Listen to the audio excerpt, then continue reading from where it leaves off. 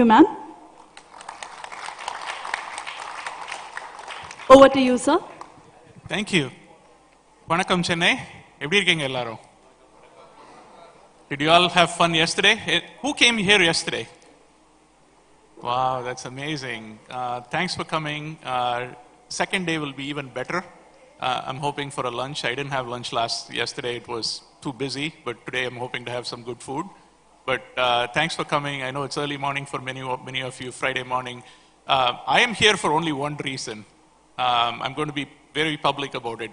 Gayatri says, you come, you come. That's it. Like, there is no other second choice. Thanks, Gayatri. We're very proud of what you do, with your team, and, had a great chance to interact with some of your team members. And before we jump in, we have an amazing set of panelists here. I was also thinking maybe இதை வந்து ஒரு panelக்கு பதிலா ஒரு பட்டிமன்றம் ஆக்கிடலாம்ட்டு, and I'm well seated in the middle too, right? So they can debate amongst themselves. So my job is easy, but I'm going to throw some good questions. What you're going to see in our panelists is not just visionaries and entrepreneurs and all those things, but they are really change agents. What they're all doing in different parts of their work, the community work they are involved in, is amazing and also a massive change to our society. I personally have seen some of the work Gayatri has done, and I got a chance to interact with Mr. Ravanan, and I was looking at your profile in the media. It's just inspiring to see that. So first of all, welcome. Thanks for joining us in the panel. The topic today is very interesting, right?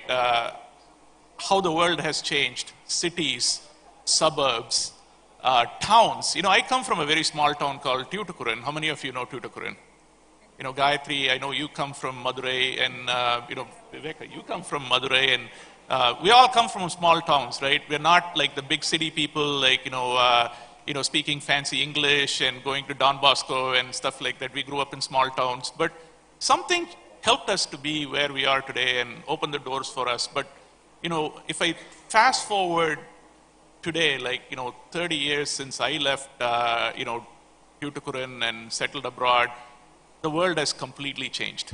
Technology has rapidly changed, especially post-pandemic.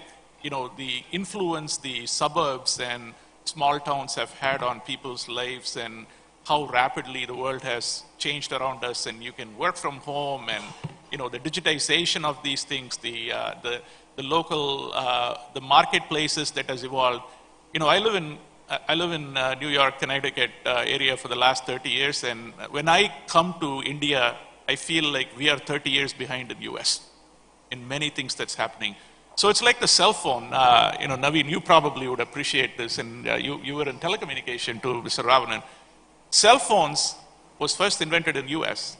Now we are 30 years behind in cell phones, right? India has surpassed because you skipped a generation. When cell phones came into India, it was rapidly a different technology, and you move forward. Like that, I think the digitization, the local marketplaces are all like surpassing the globe, and it's the best time, most exciting time to hear from different leaders around us, their thoughts and what they're doing in the communities, that is going to change lives of every one of you sitting in here. So welcome, and let's start the panel. Gayatri, first question for you.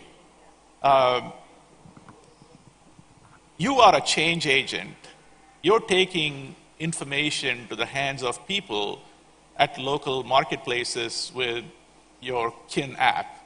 What really inspired you to do that? You spent your life in investment banking. It's the craziest job to be in. You love data, I know that. Yes, yeah. But why would you want to do this? Yeah. Why are you so passionate about getting that information in the hands of the local communities and impacting them? What changed your mind? So there are 2-3 things that I actually, that drove me to this particular thing. So as you said, I'm a data person, so I actually look at, what we get. So if you look back, so many years back before internet actually came along, you had very little information that you actually had to synthesize. So in today's world, like I think in the audience, I can actually ask how many people are actually having everyone has a social, what is that? So the smartphones is what we actually have. So we get information from multiple sources that are actually there. So the velocity and the veracity or the variety of information, almost like, like each of us have become our own data lakes to actually get this information. So being technology people, you can all understand that, like unless you're able to actually synthesize that information, understand it, it is going to become very, very difficult.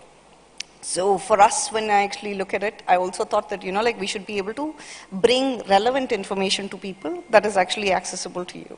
Now, outside the digital world, you want to actually survive in a community or an area that is actually there, which is of relevance or importance to you. And how is it that we can actually try and bring this to people is what we actually think.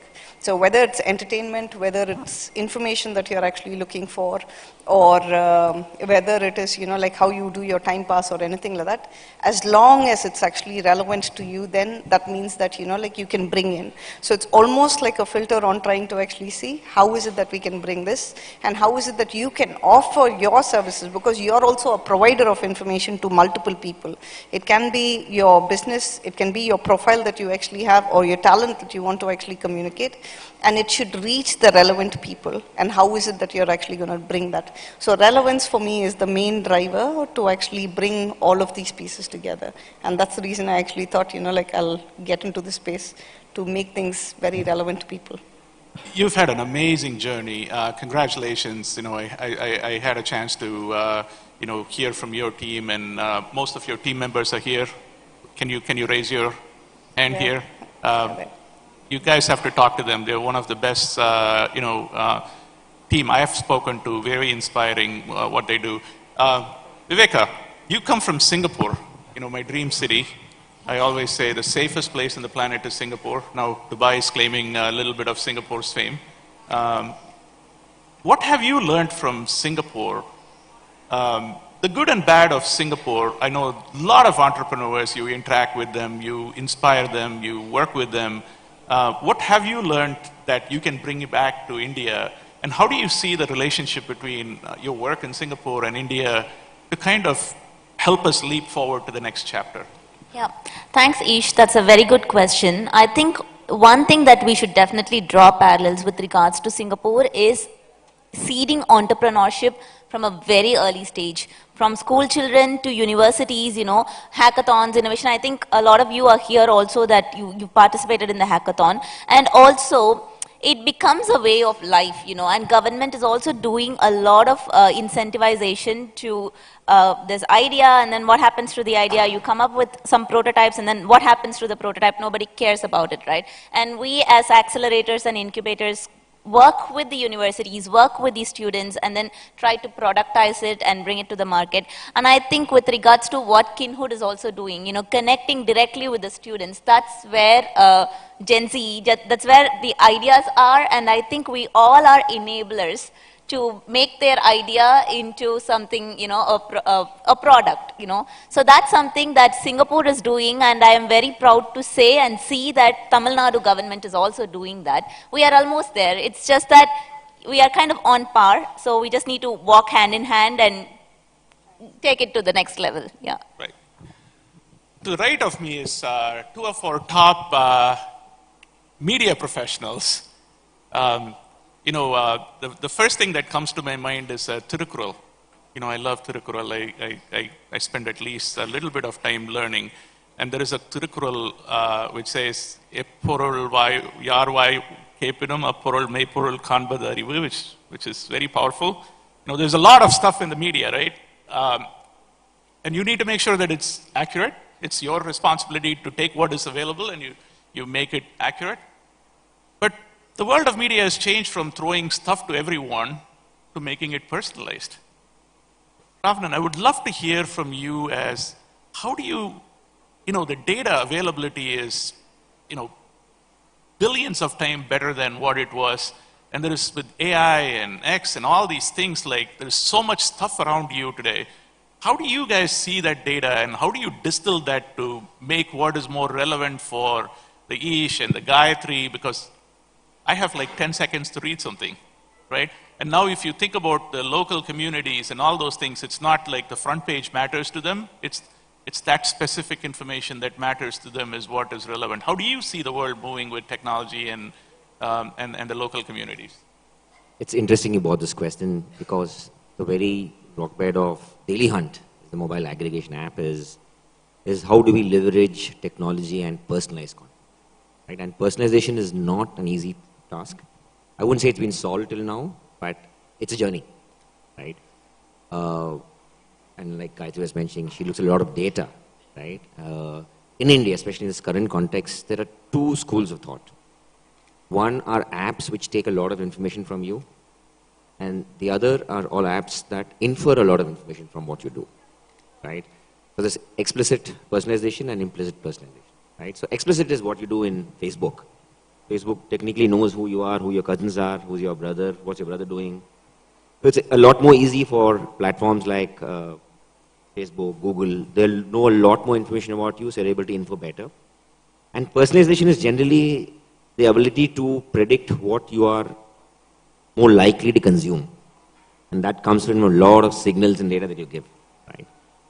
We belong to the school that doesn't take any login information, right? So the social apps build what you call as a social profile of an organization, of a person or an organization.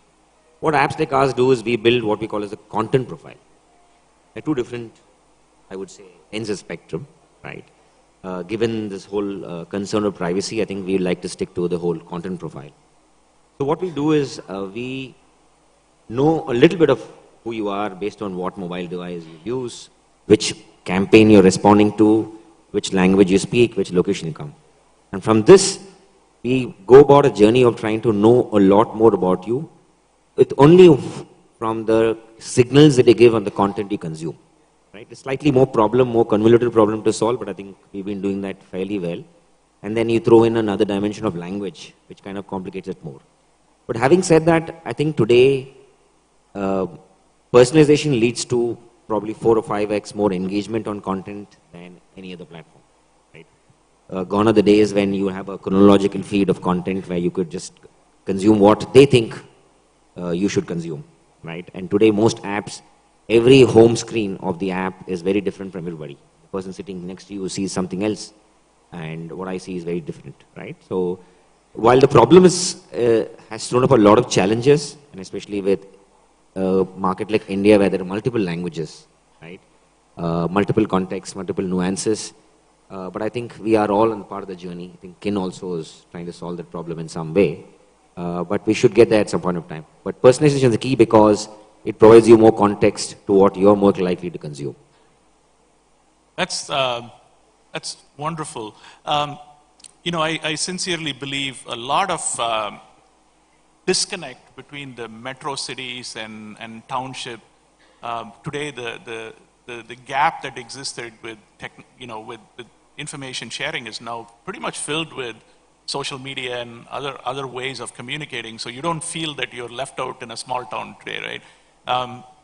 Naveen, I know you spent 2 decades of your life in media and entertainment. Now you're an entrepreneur, investor.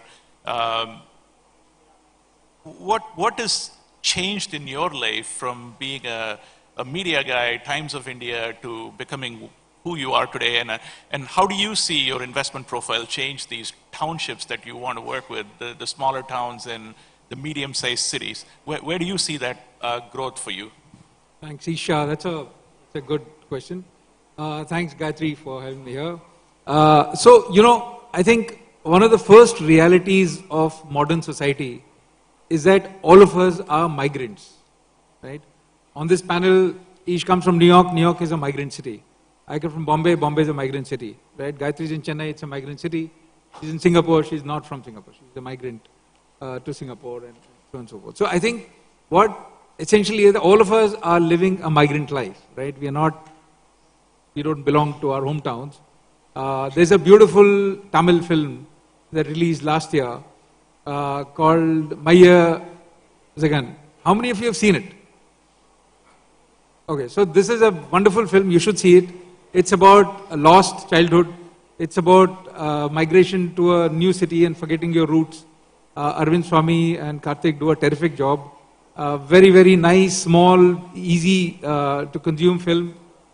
And it tells you what it really means to leave home and to go to a new city, and what it means to come back to the city and feel belonging, that this is where I belong, right? It's a wonderful film.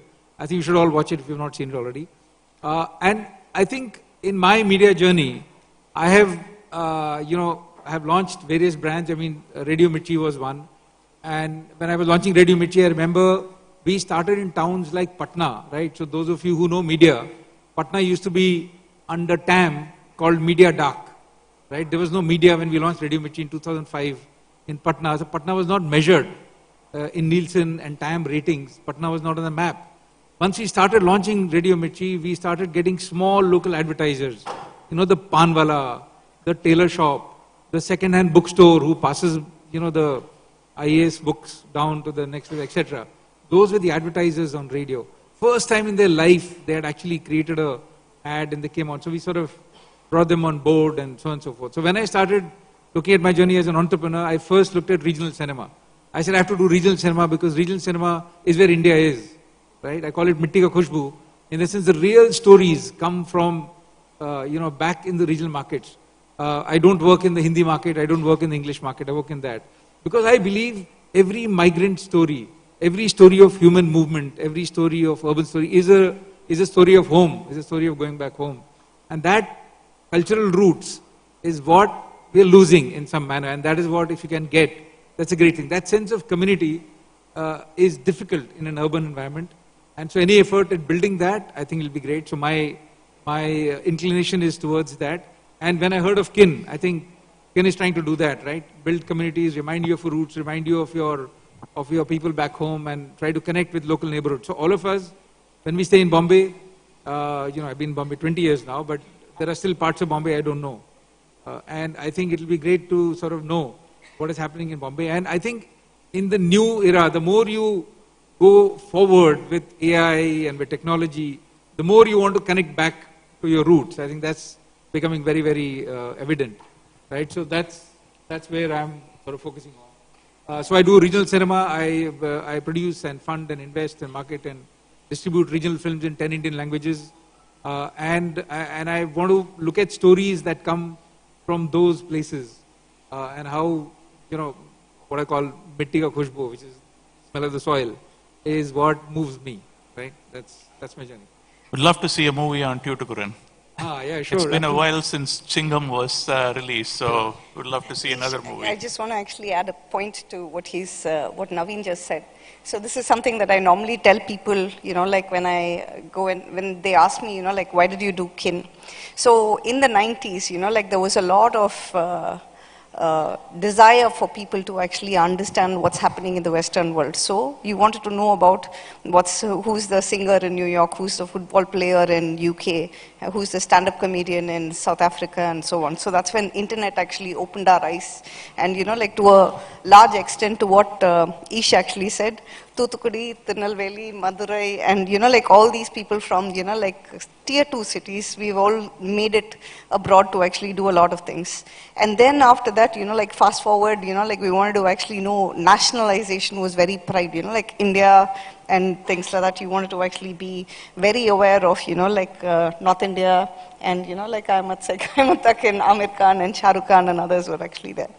Today, in today's world, what we're actually moving towards is localization, because you want to know who's your local stand-up comedian who's actually there, who is actually locally able to actually perform and sing and so on. So Motamadi boys, like all of those small talents that you actually have inside your home is what you want to actually go and understand. So in a way, like we've all realized that, like 60% of your time is actually spent in your neighborhood, at your home, or your workplace, or your place of study, and so on, where you want to actually get connected. You spend a lot of time there, so you want to know events around the place. You want to actually know people who are living there. You want to know is there a community that's actually there, basketball community or even a tech community where you can go and engage with them and so on. So from that perspective, like information and trying to actually get it more relevant to you rather than actually trying to look at everything else outside. So there's a shift in people pattern and behavior which is actually there in this, like vast information age. We're not trying to actually replace or anything like that, but, like if you really think about it, how tech is actually going to actually expose all of these small things that are there. So the events that are going on, those people who are there and what offerings are actually there and so on is what, will be more relevant and more interesting to people. And that's what we're actually seeing today as well with the number of people on what they search for in our app and so on. That's pretty cool. Vivek, do you have something to say? Yes, I also wanted to add something for what Gayatri is doing, right? One thing when trying to know what's happening local, more so for people who live abroad, even you told me yesterday that you're here to, your mom is here, my parents are here, right? Aging population is becoming, it's going to be more than younger generation, but I think that, how can we make use of the younger generation to actually take care of the aging population, which is not living with us. So when I even, like on my phone, I follow NDTV and Hindu, right? And then I choose Madurai and in both to see what's happening there while I'm not in Madurai. More so because to see how it is affecting my parents. Whatever is happening is actually affecting my parents who are living here, right? So I think with regards to that, whatever Kinhood is trying to do to make use of the younger population to take care of the aging population is something that I think that's really very good. Yeah, and I think you should do more so, not just in terms of aggregating news, but also how to deliver something very faster, like which opens a new Q-commerce or a e-commerce, something like that. That's a fantastic segue into this whole concept of micro-market economics, right? When I see something in the developed economies like US and Europe, this is not happening there. There is no local, delivery system. In fact, the town I live in, there is no food after 10 p.m. Everything shuts down. And Uber Eats last delivery is 10 p.m. And then you come to India, like you guys are eating at 2 a.m. in the morning, the best food. There are good and bad things about it, right? The city never sleeps in Chennai and Mumbai. And now I see that in Madurai and Tirunelveli, which is even more amazing. There is life after that, right? So the whole local economy is only going to supercharge with technology. So my first question, Mr. Ravanan, is, you guys are in every nook and corner, trying to carry the news, but also you're trying to market something to people. How has your digital marketing changed in the last 2-3 years, and how do you see the next 2 years with AI and other stuff in terms of driving that local economic growth? Do you guys even think like that? Because everyone who comes to a news media not just comes there because they're reading something, but they're also buying something at some point, right? You're targeting that audience and that drives economic growth for that city. How do you see that? Before that, I'll probably put this whole hyperlocal thing in context. The way we look at hyperlocal from a content space is hyperlocal is equal to vernacular, right? I'm saying back in 1999 when we started our journey, probably we were trying to raise money, Indian language / vernacular, Indic language is not sexy enough.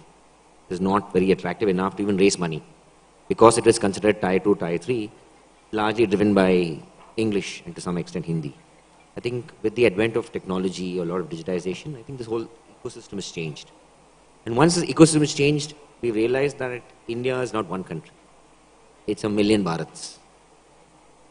The whole VC lingo of million Bharats, right? And Tamil Nadu itself is not just one state because there's so much of heterogeneity, unlike the US.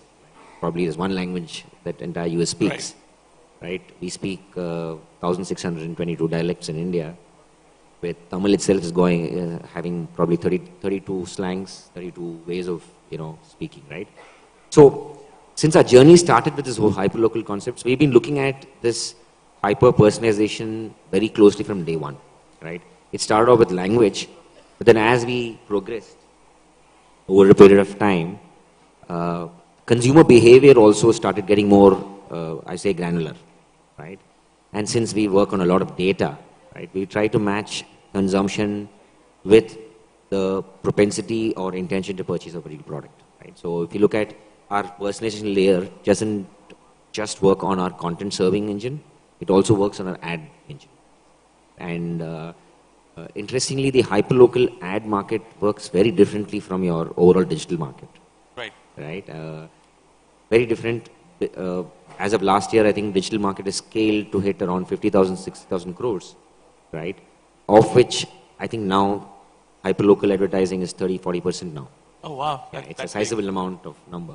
Like you said, right? There are local vendors who like to advertise. The whole SMB business, while it's long tail, but it's massive. That's amazing. We're a little bit running behind schedule, and we have something more exciting that is going to happen now. I'll tee it up and then pass it around to the organizers to explain what it is. Gayatri's team has been partnering with, IT&T and, driving a lot of innovation in this community. As a part of that, they've evaluated about 50 plus startups or even more, and kind of distilled that into 25 startups that most of you are here somewhere. Raise your hand who are all part of that startup community. No. This is the Kinnovate Hackathon. The Kinnovate Hackathon. Wow, that's amazing. I spent some time with some of you in the front. Congratulations to being here. And then the 25, we have 5 exciting winners we're going to announce, and we have our favorite IT minister, Dr. Tyagarajan, who's here. I'm not going to steal his thunder, but I will have him to the stage and be part of us. Or maybe Hari, why don't you tee it up, and then Dr. Tyagarajan can, PTR can announce it. Great. Quickly, to give you context, in line with the theme of Inform, Inspire, Innovate, we had this Kinnovate Hackathon Challenge for all college students in Chennai in partnership with the Umagine team. We had 300 plus registrations, 20 plus colleges, 100 plus entries. We had 5 different tracks to basically evaluate these students. We gave them 48 hours, news, user behavior, sentiment analysis, current moderation. All of you who've taken part in this contest, congrats, all the best. We had 25 finalists. So from these 25 finalists, we have the top 5. We'll quickly go on to that and we'll invite PTR sir.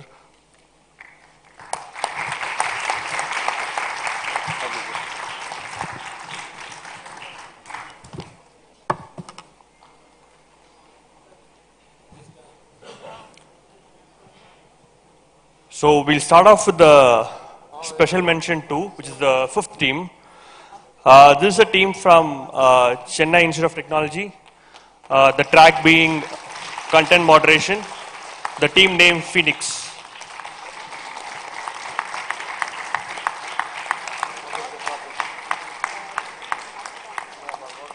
Guys, give a very quick note on your project.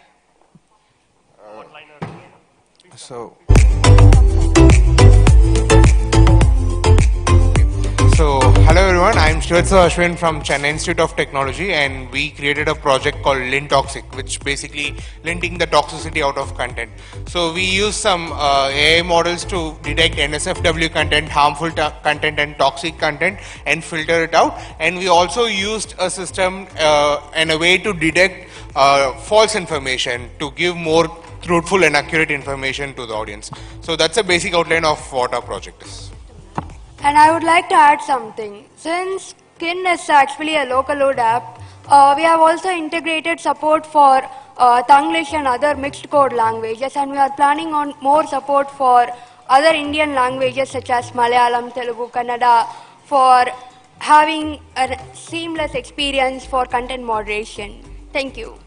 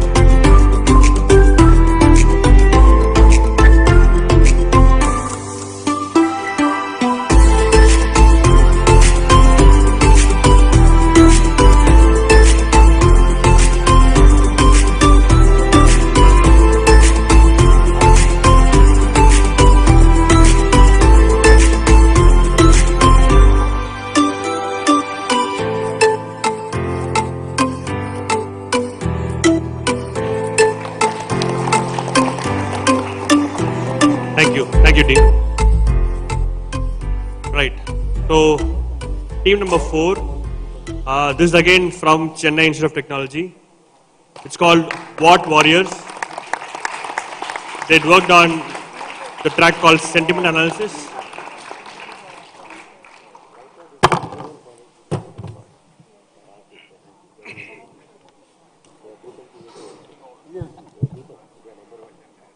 So actually we worked on sentiment analysis project. It is nothing but recently we have seen like in a particular post there will be many comments which may be positive or negative. What we did was we trained an AI model to detect whether a particular comment is positive or negative, and we can get the feedback like how that sentiment of that particular post was. And also we integrated many language support like Tamil, Telugu, whatever language may the comment be. It will translate it in English, and it will detect the sentiments of the comment.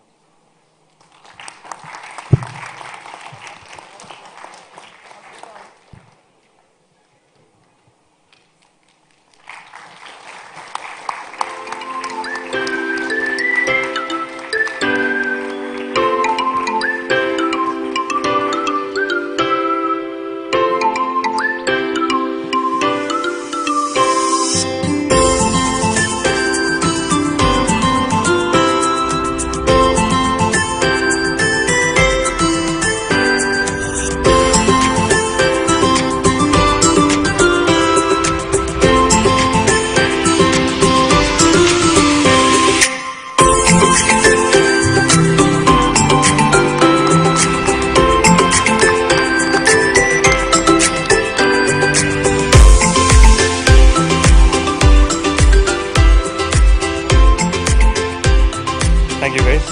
Well, moving on, the stakes get a bit higher. Team 3 is from Venkateshwara College of Engineering. Tech Easers. They worked on a project called User Behavior Analysis.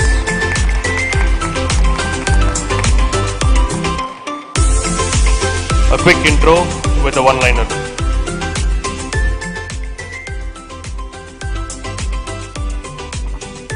Hi everyone, I'm Jay Aditya, this is Akil Ahmed, and that's Devesh. We're from Sri Venkateshwara College of Engineering.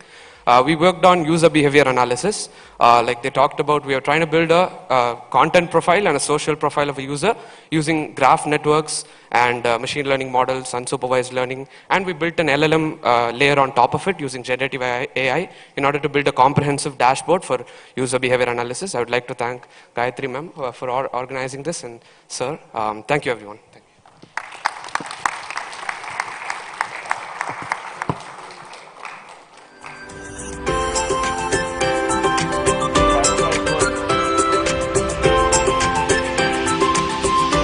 Cash prize worth 25K. Congrats, guys.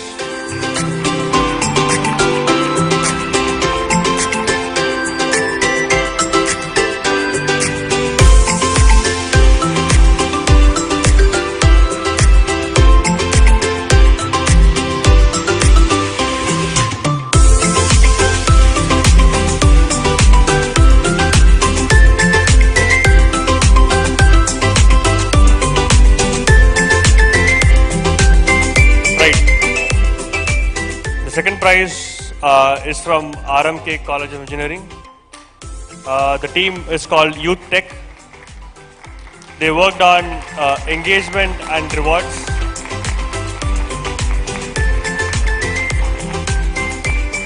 Hello, we are team Youth Tech from RMK Engineering College, and we worked on engagement and rewards platform PS, and we first understood that the problem was user retention, and that hardly 10% of the people who download the application are using it actively. So after understanding this, we thought how we could increase the user base, and for that we conducted many surveys, and we understood where incentivization was needed. And to bring upon real world changes and incentivization, we created a feature for donating points and gaining points through quizzes within the app. And that's how we try to innovate and provide a solution to the problem. So, thank you. Good work, guys. A cash prize of 50K.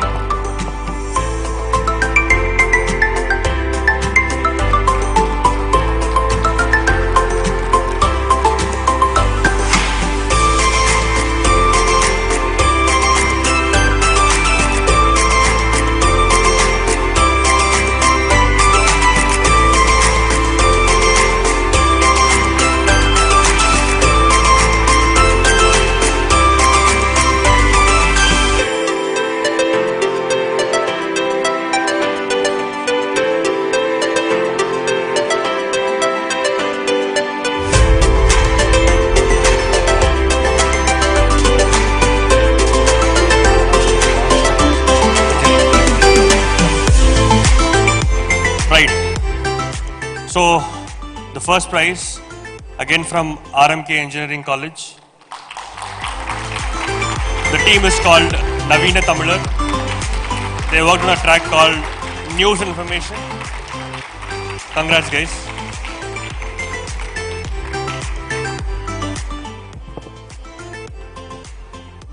Our application named Know Your News, shortly KIN, it's to symbolize we are in the same track. And the application comes with the features for a children's page, and it's a news aggregation application and customization. We have used artificial intelligence, machine learning algorithm for personalization by using each click and likes. And it comes with features for children and for exam preparations and for events and for old age peoples also. And saving feature also is available. You can access the news in offline. Yeah, the main thing we have did is we categorize our audience as children and focus on them for giving children specific news. And for old people, they won't have the idea of reading the news. So we provided the feature to listen the news like FM radio. They can get the live news as it comes. And then we also given the feature of preparation page, which aggregates news related to the respective competitive exams. The main feature we have added in it is we can generate questions out of that news. This all within. Good work, guys. So we also added events page so that we can, anyone with an organization can add an event, announce it publicly, and categorize it whether it is weekly, yearly, so that. Thank you.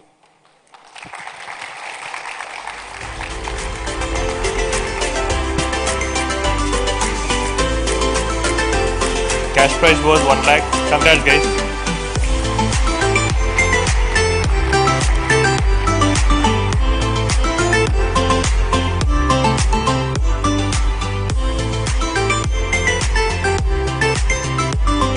All the other teams, after this session, you can collect your certificates from the organizing team.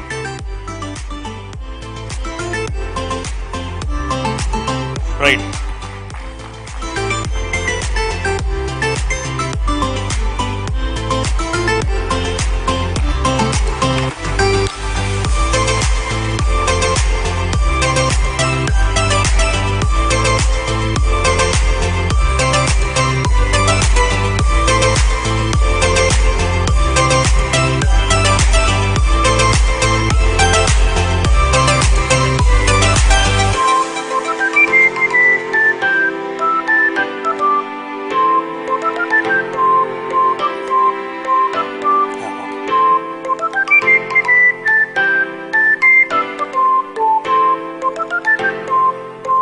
We'd like to thank ICT Academy, IT&T team for helping us organize this. Now I'd like to share the mic to PTR sir for a few encouraging words. Thank you. I'm sorry I missed much of the session, but I'm very happy to be here to give away these prizes. I'm informed that we're going to try and work through IT&T to get internships for all the winners of these awards with startups. So I think that'll be a wonderful thing.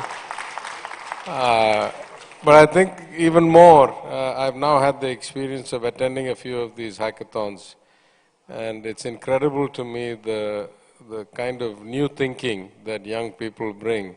I remember I was young once, and I used to think outside the box a lot. So especially in this age of rapid evolution of technology and new kinds of problems which many of us cannot relate to because, many of us prior to the social media era, prior to the ubiquitous living on your cell phone era, I think many aspects like those highlighted today, sentiment analysis, content screening or automated screening, filtering and selection, all of these, I think there's a lot more to be done. And so one of the things we've been talking about actually is for next year's Umagine, for 26, to have a year-long event taking the best aspects of all the different hackathons we've seen across all the colleges and the youth of the state and work towards a separate kind of youth event in this during Umagine. Next year we've taken both arenas, both this one and the next one. And I think we'd like to bring a few thousand students in, having gone through a process of hackathon for a whole year. There's so many problems that need to be solved. Even in the Smart India hackathon, I noticed that many governments had given their problems. And I say this very often, the complexity of society, the scale of society has changed dramatically, and most governments have not adapted adequately around the world. I'm not talking about politics now, I'm just talking about administration and governance. And so a lot of governments can actually use a lot of new ideas. So I think some combination of commercial plus social and public benefit. We'll run a year-long hackathon and hope we get brilliant people like those we saw here today to work on problems both in terms of economic impact but also societal improvement. So this is a wonderful start. Thank you to Kin, thank you to IT&T, thank you to the panel here, and we hope to do a lot more of it in the future. Thank you very much. Thank you. Would have Gayatri, our CEO, address the gathering. Hi, a couple of quick words. So thank you, Minister, for gracing this occasion. So I'd like to actually say a little more about Umagine and the effort that, the IT Ministry, the IT&T, and the ICTA have actually done. So just as you guys have a small stage this year to actually do this hackathon, thanks, Minister, to actually say that, he'll take it far wider across the state. Last year, I had the opportunity to launch KIN in the innovation arena. So I had a tech launch that was there. So although I'm a media company, we're still a tech company as well. So it's nice to see the IT Ministry supporting not just, startups, but also extending their support to students as well. So it's like a journey that we all have in terms of taking hoops to become, student creators, and then, startups, and then trying to actually move on to become big industrialists. So I'd really like to actually thank you for the opportunity, sir. So thanks a lot. Thanks.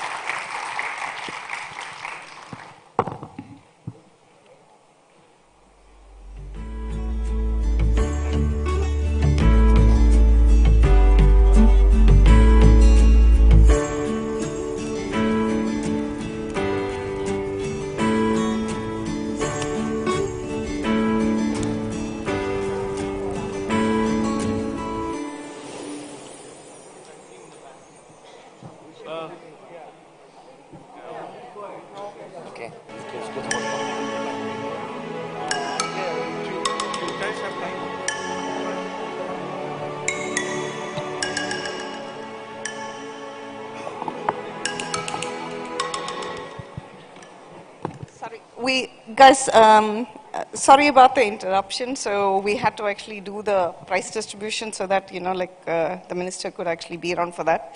I'd request all the panelists that we stay back so we can complete the panel, because there's a lot more that we wanted to actually talk about in terms of technology and how tech is actually enabling societies to actually grow. Particularly in Tamil Nadu, there's a lot of changes that's happening. So we can just talk about it and complete the panel.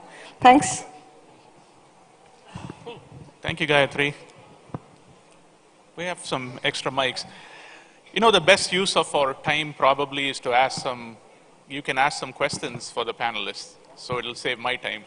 I think that would be so good. I'm going to pass the mic to start with some questions from our audience. Hi, this one's for you guys. See, so this is listening to... Can you hold the mic close so we can hear? Okay, I'm not loud. Okay. So this one's for you. From what I've heard from the panelists, and especially your thought behind KIN, it's almost like coming back to roots. So coming back to roots, is that a challenge, or coming back to a familiar turf? Is that making it easy? Coming back to the roots. I think the question was that, is coming back to the roots, because I've lived outside India for 25 years. So the question is coming back to the place where I belong, is it easier or tougher? I'd like to actually say that, it's a bit of both. I think it's more easy because, like culturally, you're actually still very connected to this place. And as each of us have actually been trying to say that, like trying to, I can't remember the phrase that, like the Hindi phrase that you actually use. Mitti ka Something khushboo. about mitti, yeah. Yeah, so that is what, like attracts and draws you back. The only change is that, like when you come back, there is a lot of change that's actually happened. So technology and everything has actually transformed. So today when I actually look at the same Besanagar or when I'm looking at Ananagar, I'm looking at it through the digital eyes in terms of, like how things have actually cracked and so on. So trying to actually come back has been easy. Culturally, I think, there's a lot of changes that's actually happened and we still have a long way to go. But home is home at the end of the day, so it's much more easier to actually come back. Oh, from a business perspective. Oh, from a business perspective, I think India, Ish actually brought up this topic earlier. He was talking about cell phones in the US and the communication patterns that are there. Infrastructure, although, they had discovered telecom and telephones earlier, the technologies that you actually have here are very different. 10, 15 years ago, when in New Jersey, when Path was the only thing that was there was only one Hyatt there, and the place was completely empty. So in my Credit Suisse office, if I had to make a call, I used to actually come outside, stand outside the building, and actually speak to them. And I used to laugh at them to say that, this is what's actually happening in the US, but, in India, when I'm going from Chennai to Tirunelveli on a car, I never lose my, 3G connection at that time. So I used to actually say that. So from a tech perspective, I think the infrastructure in India and in every Asian country is actually much better than the Western world, and it's actually improving. And today, I think there's 1 billion plus smartphone users in India itself.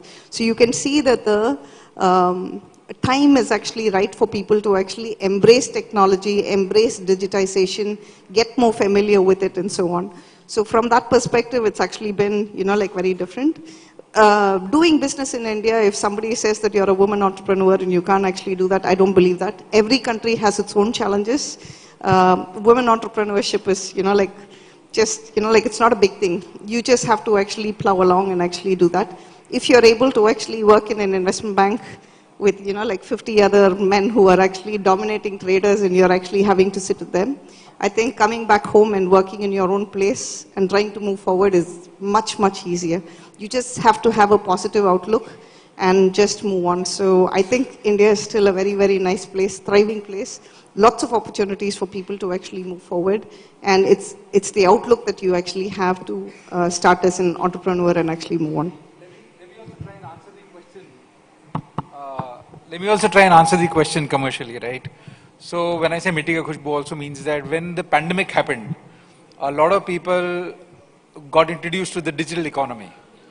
People who never had ordered anything online, for the first time started ordering things online, right? And now there was a potential of a small farmer, small business in the back of beyond of Tamil Nadu to actually have his produce delivered anywhere in the world. So if you were, situated in the US and you thought of home, and there was, let's say, a North Arcot biryani that you remembered, right? There is now tech delivery that enables you through tech to have that delivered anywhere in the city or beyond the city. Coimbatore has been known for pumps, right? I mean, for years. Shivakasi is known for firecrackers. And these are brands that rest of India knows that belong to these parts of the country.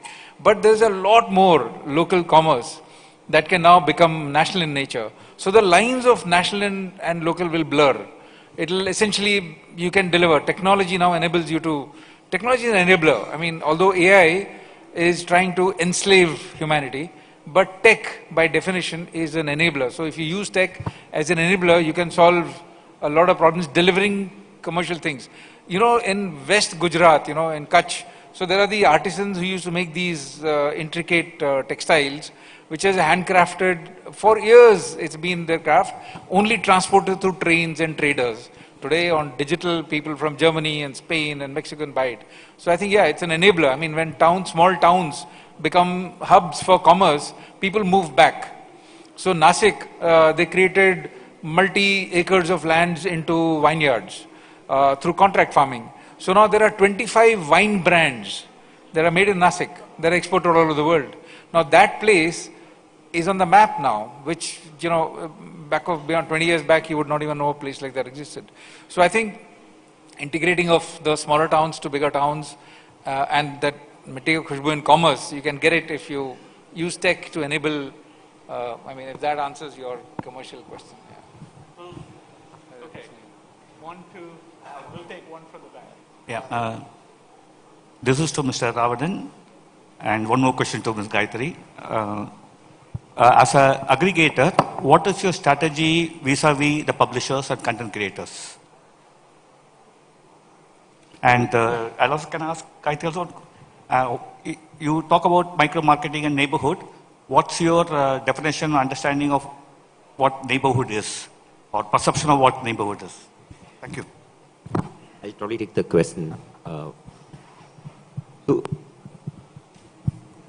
when we started the journey, right, back then, content didn't exist digitally to a large extent. So the problem then was very different. Problem was trying to convince publishers to give us their content without them feeling that we violated their copyright space.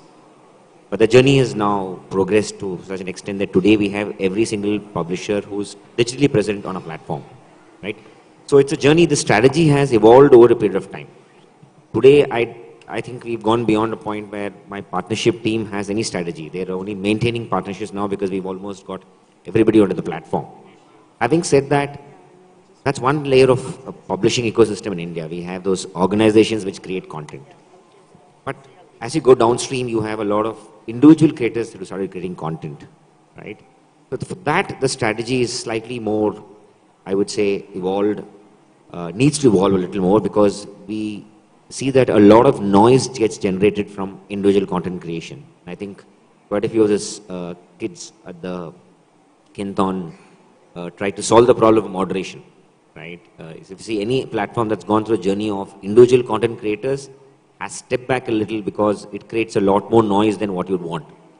So today, content creation is slightly more, on the text side at least, is slightly more controlled. While on the video side, there's a lot of problems. Now, if you see, Facebook has just changed the strategy on moderation. It's moved towards community notes. Because I think the scale at which it needs to be done is very expensive, right? So that's going to be what defines your strategy on content aggregation. I'll just answer your question very quickly. So I think Professor Gopi was asking about micro markets and my definition of hyperlocal. So hyperlocal is any area that where you're actually standing and like what's going on around you. So in Chennai, like there are about 16 or 18 corporation zones that are there. So I can actually belong to Adyar. So for me, like people in Adyar and that marketplace, maybe the 3 to 5 lakh people in and around that 3-kilometer radius, becomes a marketplace that's there. So when I'm defining about marketplaces, I'm talking about people living there, the shops and entrepreneurs who are actually there, the clubs and communities that actually exist in there. So how is it that that particular community can actually become a self-sustaining micro market economy? So I'm talking about that shopkeeper and that person who's actually there trying to understand what's in their neighborhood, where they actually go, how they can actually leverage that neighborhood for their own things. So you might actually be, like students who are doing Viscom, or you can actually be tech people that are there. You can actually create a smaller, solution for the local shop to be able to actually market or enable e-commerce for them so that they can sell in that particular space. So how is it that, like people are able to self-sufficiently manage within that economy and build that economy forward is my definition of micro markets, and that's what I'm trying to actually push along. So in Chennai, if we actually have 6 or 7 very strong micro markets that I'm actually trying to create, more than 30 or 40% of the GDP of Chennai is probably coming from those areas that are actually there. And how is it that I can enable commerce for them so that, like they can actually grow bigger and not everything gets digitized. There is a level of digitization. Trying to bring digitization to the non-digitized world is also something that, like we're trying to attempt. And that's the objective. And I guess some of you from your hackathons have also given us some more ideas in terms of how we can take the thing forward as well. So thanks again. Thanks for your time. I think we're running a little over to the next ones, but all the panelists will be available just outside, so if you do have any questions or suggestions, please come and speak to us just outside the hall. Thank you. Thanks again for a wonderful morning, and thanks to Ish, Ravanan, Naveen, and Viveka as well for flying and taking all the time to actually speak to us and making this very memorable to us. Thank you. Thanks. Thank you so much, ma'am. May I request you all to please stay back for a few minutes? I'd like to call upon Mr. Guru Chandran, District Revenue Officer, ELCOT, to please come on stage and felicitate all our moderator and speaker today. Can we all give a huge round of applause as we welcome him on the stage, please? First, we'd like to felicitate Mr. Ravanan N. Can we give a huge round of applause, please?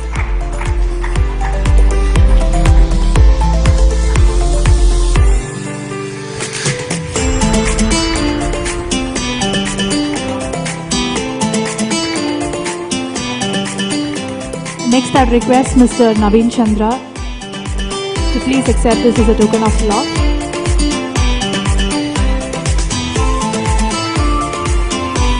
Can we all give a huge round of applause, please? Thank you. I now request Mr. Ish Sundaram, Ms. Gayatri Tyagarajan. Can we give a round of applause, please?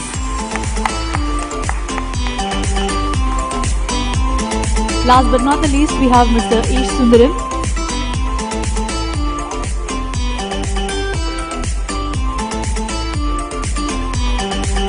Can we give a huge round of applause, please?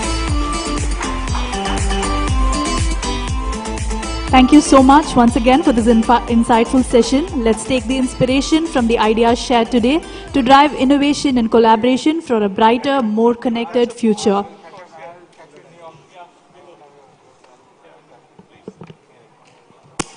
Thank you so much, sir. Thank you so much, ma'am. We are now moving forward to a masterclass on cybersecurity challenges, innovation, and talent needed in marketing. I would request, please, all of you to stay back. It's a very short session. And the speaker for today is Mr. Abdul Kayum. He's a compliance and risk at State Bank of India. Can we all give a huge round of applause as we welcome him? Abdul Kayum, Manager of Compliance and Risk, Regional Business Office, Chennai Central, State Bank of India. He holds a PG Diploma in Business Management. He has an industry experience of 17 years, ranging from corporate world to banking industry. He has worked in international business division, business banking, retail segments, products, and now taking one of the core compliance and risk areas of SBI. The association with SBI is for 11 years now, and he's here to do a masterclass on the cybersecurity challenges, innovation, and talent needs in banking. May I request you all to please put your hands together as we welcome Mr. Abdul Kayum on the stage.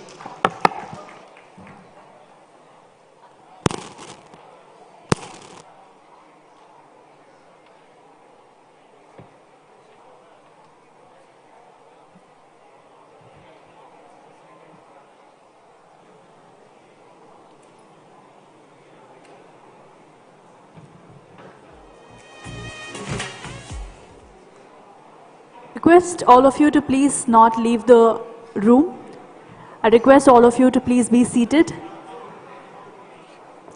This is a kind request to all of you who are leaving the room. I request you to please be seated.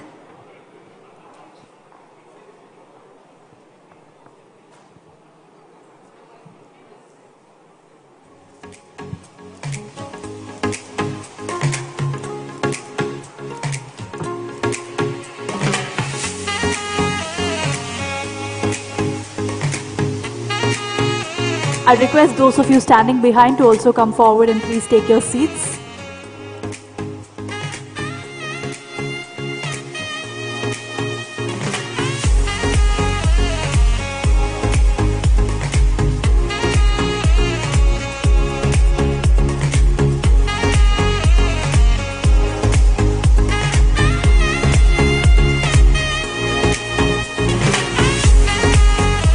Those of you who are still standing in the back, may I request you to please come forward and take your seats.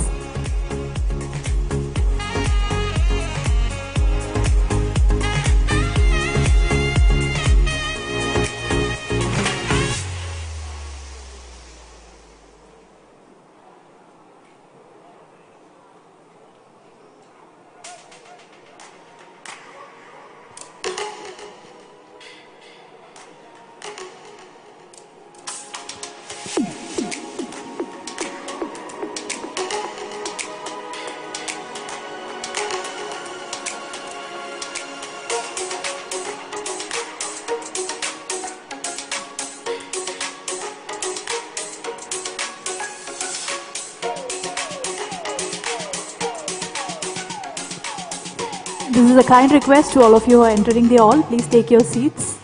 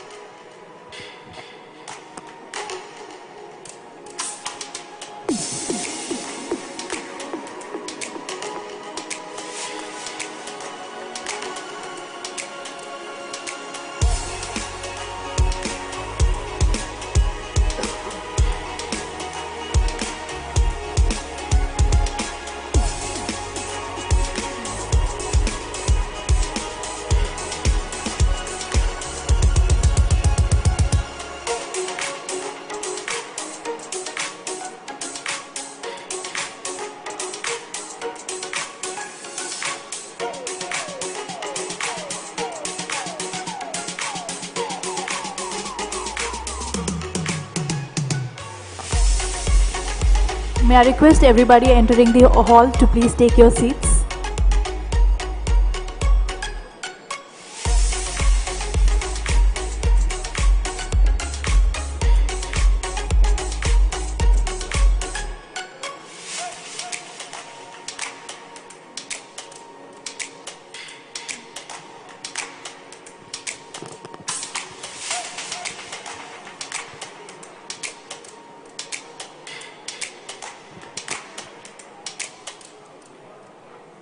Now we have a masterclass on cybersecurity challenges, innovation and talent needs in banking. For this, we have our speaker here today, Mr. Abdul Qayyum, Compliance and Risk at State Bank of India. To say a few words about him, he's a regional business office head in Chennai Central, State Bank of India, holding a PG diploma in business management. He has an industry experience of 17 years, ranging from corporate world to banking industries. He has worked in international business division, business banking, retail segments, products, and now taking care of compliance and risk areas at SBI.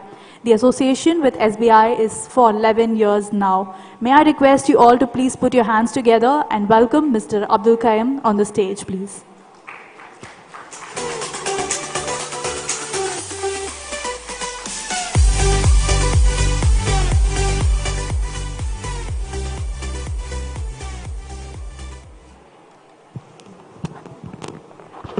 Good morning, everyone. Hello. Good morning, everyone. My name is Abdul Qayyum. I'm from State Bank of India.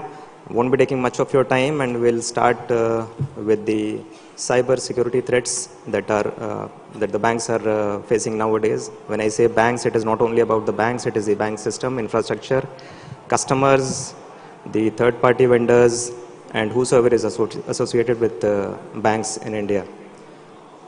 To start with, I'll just say a brief about what is cybersecurity. Anything which is done using a computer system and an internet, it can be for good, it can be for bad. Cyber criminals are attacking the computer systems of banks for not only misusing data, taking control of the account information, sensitive data of individuals, transaction histories, but also a lot of funds. So basically, cybersecurity in banking has become the frontline defense against ever-growing wave of digital threats. Billions of dollars in sensitive data is at risk, and banks are under constant pressure to be one step ahead, always be one step ahead of the cyber criminals. So we'll start the presentation. When we ask what is the use of being digital or how it is going to help us, as a banker, I can say it provides us 24/7 availability in terms of transactions. Transparency is increased. Whatever you put in system is going to be reflected, is going to be affected. You need not stand in queue at the branch, fill up application forms to do NEFT and other service requests. Reduced human error. Again, what I said, whatever you enter, the result is going to be accordingly. Improved customer convenience. Sitting in your bedroom, on your sofa, using your laptop and mobile phones, you can do all sorts of transactions nowadays with the help of technology. It can be starting from online shopping, booking tickets, booking appointments, searching for a match for your children, making donations, recharges. There are a lot many things. But at the same time, when the technology has given these many benefits to us, the use of, or you can say misuse of technology it has become very common for some people who are trying to deceive people, who are trying to defraud people without a hesitation to get caught. So this is actually very difficult for banks as well as the other organizations who are dealing in public money to prevent and safeguard their systems from such threats.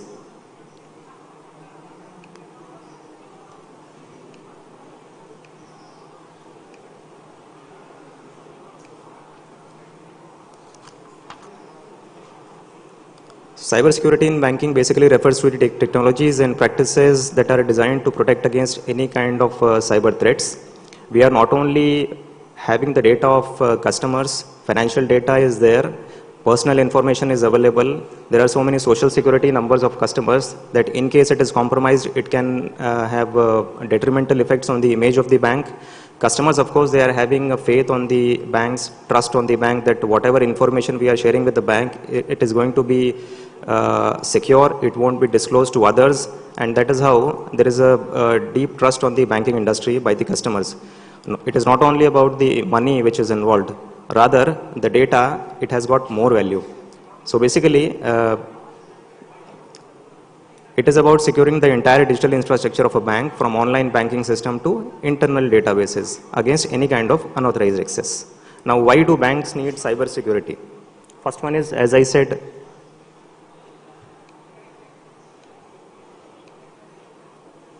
customer data protection, because customers have given their personal information like social security numbers, addresses, transaction details. A competitor can misuse these information if they get unauthorized access to all these. Maintaining customer trust and reputation. Basically, trust is the foundation of any banking relationship. Customers trust the bank and they provide the information to the bankers with a view that whatever details they are giving, it will be kept secret from anybody else. And also, bank has a policy not to disclose these information at the request of any of the other customers. In case there is a court order or something, we can very well disclose this information, but not to other customers, simply on their request. So whenever there is loss of data, loss of breach of trust, it has repercussions, it has a long-term impact on the trust and goodwill of the bank. So maintaining customer trust and reputation again I said, overnight reputation, perception of people can change towards a bank. When we hear about some incidents happening in some private bank that the shares are going down or some CEO is arrested, we make a perception that we don't know whether the bank is going to continue or not. People start taking out money very quickly. Overnight the perception changes about a bank. So the image of a bank, how they are going to maintain the customer trust, it is of utmost importance. Compliance and regulations, there are so many compliance and regulations imposed by the controller, Reserve Bank of India, and all the stakeholders, all the other organizations like PFRDA, IRDA, SEBI, all these controllers and regulators have got a set of rules and regulations for banks operating in India, and we have to comply with all these. Otherwise, hefty penalties and fines can be imposed. It can even lead to cancellation of licenses. Critical infrastructure. See, whenever there is a cyber attack on banking system, first thing is it affects the infrastructure of the bank, the servers, the computer systems. And once these things are affected, the performance of the operations, the functions like UPI transactions, internet banking, all these will go down. Either the speed will reduce or it will be a complete shutdown. Then to recover from this, banks takes a lot of time. It involves money also. It involves a lot of cost also. So that is how to avoid all these things, bank has to take care of its systems.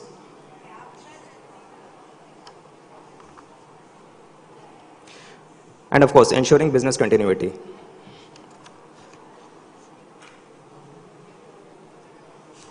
I think it's visible. So there are a few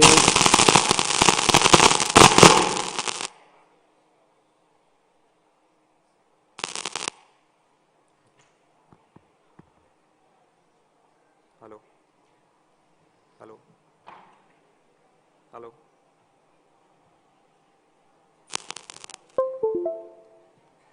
Hello. Hello. Hello.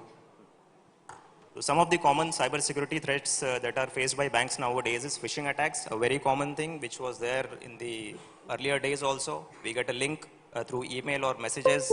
We are asked to click on it, which redirects us to the bank website or to some other web page where we are asked to share information about our social security numbers, our bank account details, and that is how it gets compromised. This problem is not only faced by the banks, but in fact, banks' customers, the employees, everybody is facing these challenges. And it is still very much in fashion. Although it is very old, but it is still very much in fashion. Malware and ransomware. Ransomware, everybody would have heard. Somebody will have unauthorized access in your system. They will get control on your system. System will be locked out. And to access your own system, you will be asked to pay some amount. Eventually, we end up paying something. Either we will be losing the data or we have to pay something to get back the access to our systems. It can be the computer system or even the mobile phone. By installing some malicious apps or clicking on some links, one connect is established between our computer, our mobile phone and the cyber criminals. By this, they will get control and access to our systems and they will ask us to pay some amount to get back the access, to get back the control of our own phone, our own device. Malwares, malicious softwares, again, not from reputed organizations, reputed companies. Instead, banks, I should not say banks, but many of us often go for shortcuts where we are getting free version of very costly softwares and applications. We download it just like that. Once we click on it and once we install the software on our phones and systems, it creates a link and it starts passing on all the information from our device to the cyber criminals. This is how a bridge is made and they get access to our information which is stored in the device. It can be photographs, files, contact numbers, anything. So be careful with this. Distributed denial of services attacks. What do these attacks do? It will slow down, whenever there is such attack, it will slow down the computer systems. System will take more time in executing an application, executing a transaction. You enter an ATM and you expect that within 2 to 3 minutes your transaction will be over, but it will take more time. You will feel like my ATM card is stuck. Or when you are doing an internet banking transaction, the OTP will take a lot of time to come. Sometimes you have to click on resend OTP 2 to 3 times and eventually the page will be out. Amount gets debited. Again, it's a matter of concern. So this is done by creating a kind of traffic in the system by the cyber criminals so that the entire system gets slowed down and eventually it will affect the performance of the transactions for the bank. NEFT transactions will not be settled in time. Internet banking will take a lot of time. Sometimes it will be a complete shutdown for the banks. And end of the day, we often read in news that Facebook was shut down for so many hours. X was not working or IRCTC never works. All these are there is a possibility of DDoS attacks on these systems. Advanced persistent threats. Under this kind of attack, cyber criminals will enter into the systems of the organization in a way that it is not recognized in time. And they will be there in the system for several months and years. Sometimes it is very difficult to find out because our systems are not so good in India to catch each and everything. And many times, as long as they are in systems, they will be stealing information and the organization will not come to know about it. So this kind of threats are not very common in India, but it is reported from many of the other organizations across the world. Third party and supply chain attacks. Banks or other organizations, we are relying on so many third party vendors and services we are getting from outside. Sometimes there is a loophole or these third party vendors create a backdoor for cyber criminals to enter into our systems. This can also be a probable threat for the systems where we can lose some important information or money.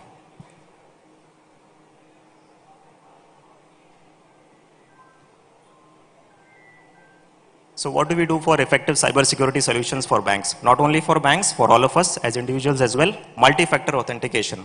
After logging in the internet banking, we enter our user ID, password, and then one OTP comes, which is to be entered. Without entering the OTP, system doesn't allow us to enter into the system. So this is called a second factor or multi-factor authentication. It can either be an OTP or a thumb impression or a CAPTCHA, anything. It creates an additional level of defense in the system, thereby reducing the chances of fraud. End-to-end encryption. If the data of ours is encrypted, even if the cyber criminals get into possession of this data, they won't be in a position to use it for their benefit. It will be in encrypted form only. So encryption should be strong enough. As an engineers, we should try to make such softwares where the encryption level is so high that even if the data is compromised, it cannot be misused by anybody. And ultimately, the cyber criminal has to dispose it of without getting any benefit of it. AI-powered threat detection system is a system which uses a lot of data collected across the systems, and it studies the patterns of transactions in the system. Thereby, it will try to find out is there any lapse in the system, is there any malicious attempt to get unauthorized access to the systems, the data, the information of banks. This is used by SBI actually. It is already implemented. Zero trust architecture. Systems are there, procedures are there, but we should not trust anybody. On every level, on every entry point, there has to be a checking system, checking mechanism. So following this thing and without giving any kind of relaxation to any of the levels, we can ensure privacy of data. And security incident and event management systems. This system is yet to be implemented in India. What this system does, it is an extension of the AI powered threat detection, wherein it will be analyzing data for the entire banking system, the entire organization system, and if some, you can say, something unusual is figured out in the verification, it will, an alert will be sent to the concerned department to recheck the thing. So this will basically, it will try to figure out if something is going wrong in the system, and in early stages itself we can detect if there is some abnormality.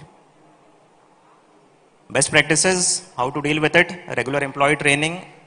We should train ourselves as well. Conducting regular audits, of course, regular is a audit is a kind of post-mortem, because if something has already happened, then we go for audit. But in case there are pre-audits, or what I do is I'm a compliance and risk official. Before the audit comes to the branch, we go to the branch and we check for the records and data, and we advise the branches in case anything is not in order. So such kind of pre-checks are always beneficial to find out if something is wrong. Keeping software updated, update the software, keep the patches updated. Never download software which are from unauthorized sources, never go for free, nothing comes for free in this world. If you get a free software, probably you won't be getting updates, security updates precisely. Implementing strong password policies, of course, developing an incident response plan. Incident response plan, whenever there is a problem, we have to come with resilience. There has to be a return with the same vigor and same energy. So it's in SBI it is called BCOR, Business Continuity and Operational Resilience. Whenever there is a disruption in systems because of natural calamities or system failure for some other reason, SBI has a system wherein we can quickly come out of it, and we can keep providing uninterrupted services to our customers without any disturbance. Hardly it takes a matter of few minutes. We can arrange, we can have an alternate arrangement with some other branch, nearby branch, and customers can be redirected. So whatever transactions I went to do at this branch, I can easily do it in the other branch also. This is called BCOR, which is available all over India for State Bank of India.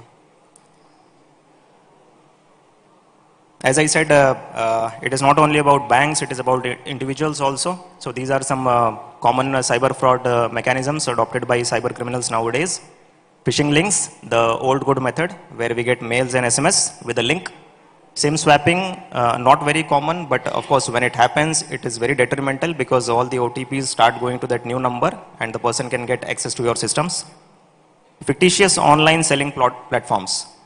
iPhone available on website, one website is for 1.5 lakh, another website is selling is for 95,000 rupees. Brings a kind of suspicion in us. So double check it, verify, check for the authenticity of the website, check for the number of visitors on the website, go for the reviews, try to identify the fake reviews and the genuine reviews, and Finally, you can decide about whether I should shop with this particular website or not. But it is always better to go for the reputed players rather than going for the unknown ones. Wishing calls. These are calls. Sir, I am calling from State Bank of India. You have to update your KYC. Instead of asking you to go to the branch, I'll say, sir, you can share the details with me. I'm sharing a link with you. And once a link is given, it creates a link between you and me, and I can get everything, whatever you want. These cyber frauds are not a single, cyber criminals won't use a single technology for doing frauds. They will use a combination of 2 to 3 things. First, they will get access to your systems by either giving you some great offers. You can call it greed also. By giving you some great offers, they will try to get access to your systems, or by creating a fear in your mind. These are 2 mechanisms that are used by cyber criminals nowadays. It is called social engineering. It works on either greed or fear factor. Greed of getting higher returns, greed of getting free lottery ticket, some lottery ticket, or some world tour, some reward points, good returns in stocks invested by you, bitcoins and all. So this is one technology used by them. Second thing is fear. They will try to create a fear in your mind that if something so-and-so thing is not done, you will be losing this amount. You will be losing the life of your near and dear ones. You will be having an income tax rate. You will be caught by police. Some case will be registered. So these are the 2 techniques with which cyber criminals will try to finish their task. Basically, we often get into these things and we have to choose either of these. If you are not so well educated, if you are not so well informed, then the chances of getting caught is very common. Even bankers are getting defrauded nowadays. So be careful with phishing calls. Digital arrest scam, this we will discuss later, briefly, of course. Courier scams, it is another form of digital arrest where some people will call you and say some parcel is received which contains something, some powder-like substance. And it bears your name, your Aadhaar number is found, your phone number is there, so you have to come for an inquiry. If you want to avoid that, better you go to some police station and you appear over there. If you want to avoid that also, you have to pay some amount in the form of bail, and we will arrange for dismiss this case. But please be mindful, any of the organizations who are into investigation, CID, CBI, even police department, they never do all these things in a digital way. Please educate your families and elders also, children also. There is nothing like digital arrest or digital proceedings. Everything in India so far is physical only. There is no digital arrest. It's always physical, and they will be, in 99% cases, they will be following the SOPs. They have to follow their SOPs. So try to understand, whenever somebody is giving you a shortcut to get away with some legal implications, beware, disconnect the call. It is not going to cost you anything. Screen sharing apps like TeamViewer, fake details in search engines. Sometimes the search engines itself are fake. Always look for the padlock symbol on the top. And of course, you can see how many visitors are there on the website, contact numbers given on the website. And avoid having any unknown or unverified apps on your system. This we have already discussed mostly. This is another kind of fraud which nowadays we are facing. In the name of interviews and training sessions, some of the companies will ask to make you payment, but none of the good companies or reputed companies will be charging any amount from you before getting you on the roll. So never make such payments. Be careful. Lottery fraud, again, you have won a lottery of say 1 crore, you have to pay 5%. Oh, it's a good deal. Simply by paying 5%, I'll be getting this much of amount. No, nothing comes for free. And especially for lotteries, be double careful. Juice jacking, whenever you find a port where you can charge your mobile, always carry your adapter with you, adapter as well as the data cable. Simply don't insert the data cable in the charging slot because it can juice your data, phone data. If adapter is there, it will work as a protection.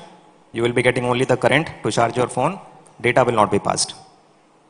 So often on railway stations and airports, we see such charging points. Be mindful. Don't use simply your data cable for charging the phones. Better use the adapters. Along with the adapters, sorry. This has become very common. I think some of us would have received calls like this, that you have been digital arrested for something, and you have to pay an amount to get a bail bond. There will be a setup, there will be a video call where judges will be sitting or policemen will be sitting in uniform with flags in the background, and they will be talking as if they are calling from some investigation department in Mumbai, and they will tell you that, sir, your name has appeared in some unlawful activities and you have to face consequences. So immediately come over to Mumbai. We have a hearing scheduled for you. If you fail to arrive here, then we have to issue an arrest warrant in your name. They won't give you time to think over it. They will ask you not to discuss anything with anybody. This is how they will create a sense of fear in your mind. And ultimately you will be following their instructions. So these are all mind games which are played by cyber criminals to extract money out of us. Again, they have a benefit. They won't be getting arrested, no. It's very easy to get escape. And chances of arrest are minimal. They will disconnect the call. Many videos are there on YouTube where we see such cyber frauds have called real policemen. And real policemen have uploaded those videos on YouTube. So there is nothing like digital arrest. Arrest is only physical. Be careful with your transactions. If you have not done something, you need not worry. If you disconnect a call, nobody is going to take action against you, not even the local constable. Nobody will take action against you. And whenever you come across such thing, please inform the bank. Please inform the bank wherever you are maintaining your accounts. Always note down the phone number of the branch manager or branch staff. Customer care numbers are given in all the passbooks, backside of the ATM cards, credit cards. Always be in touch with your bank. Change the passwords. Once you realize that something has gone wrong, you have to report it. The moment you feel like something is going wrong, it has gone fishy, you have to change the passwords. Change the password, block the ATM cards, block the internet banking facility, and later once everything gets settled down, you can again change the passwords and start using it. Courier scams, as I said, DHL, Jumbo Box. Some do's and don'ts for ATM cards. It's all very common, known to everybody.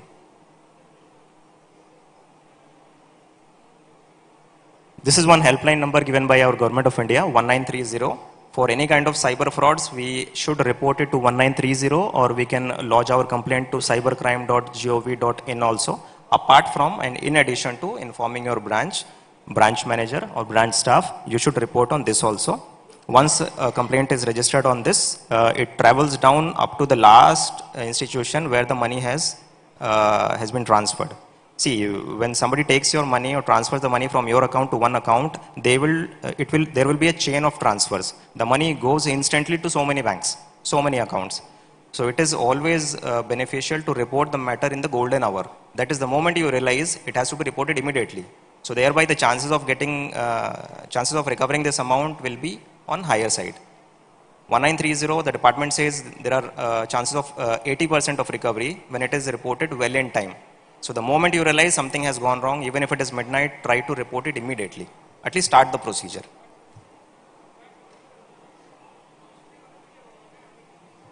So simple,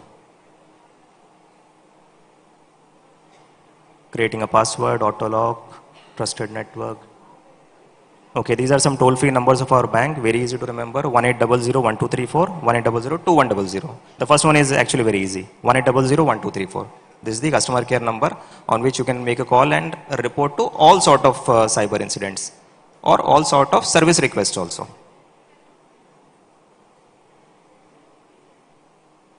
So with this, we come to the conclusion of this session. Thanks for being a very patient listener. I wish you a very good day ahead. Thank you.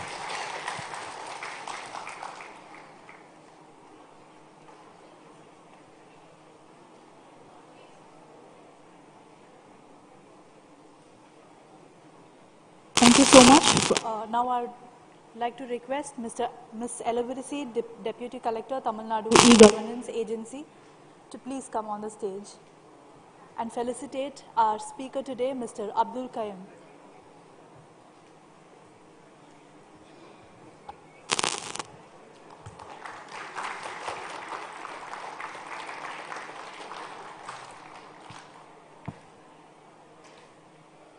Thank you so much for contributing to such a meaningful session. Let's contribute, explore and learn and innovate together.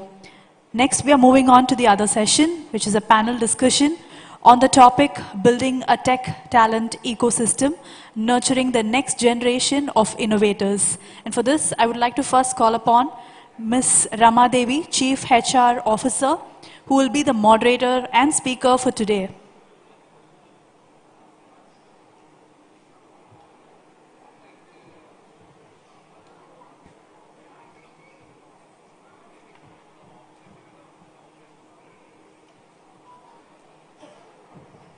Before we move on to that, we'll take a 5-minute break and we'll come back to this panel discussion.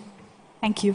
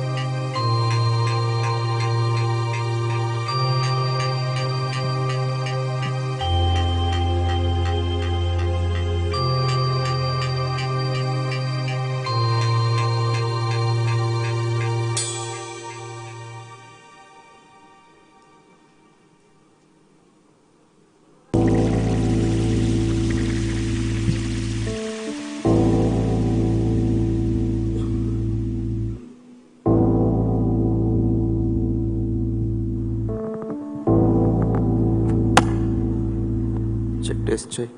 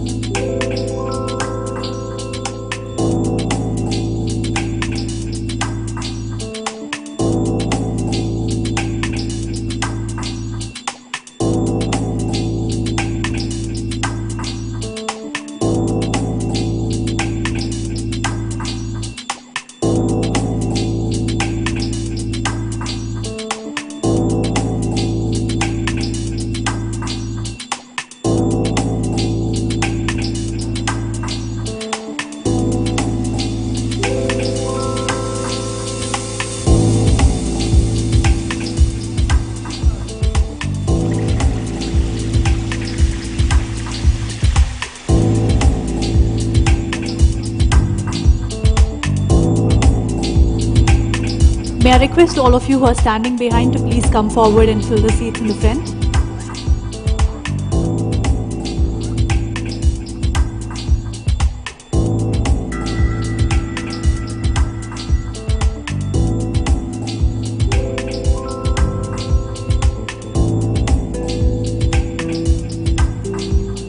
This is a kind attention to all of you standing in the black. Please come forward and take your seats.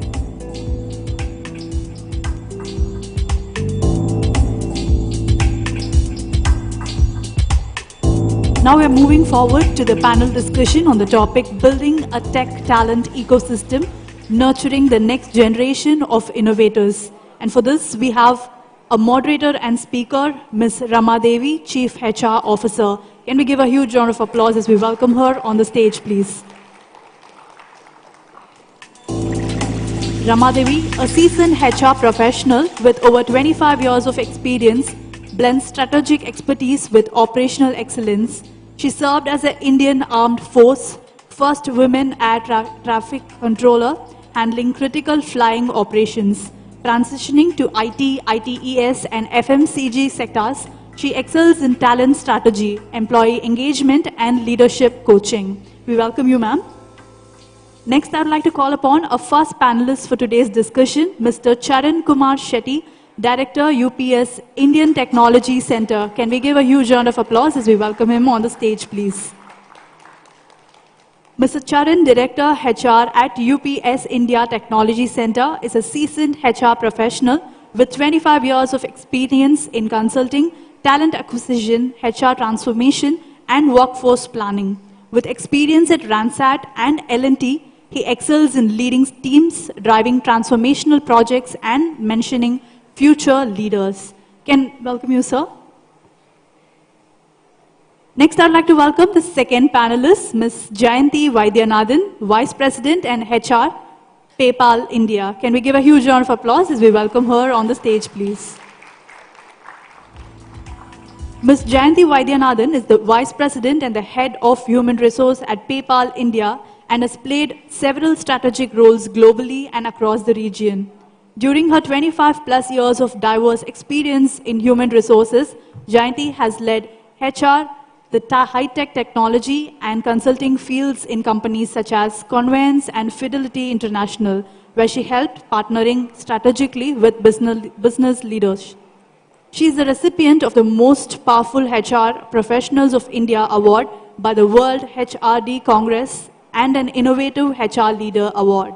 We welcome you, ma'am. Next, I'd like to call upon a third panelist for today, Mr. Shri Mahedesha V. Can we give a huge round of applause as we welcome on the stage?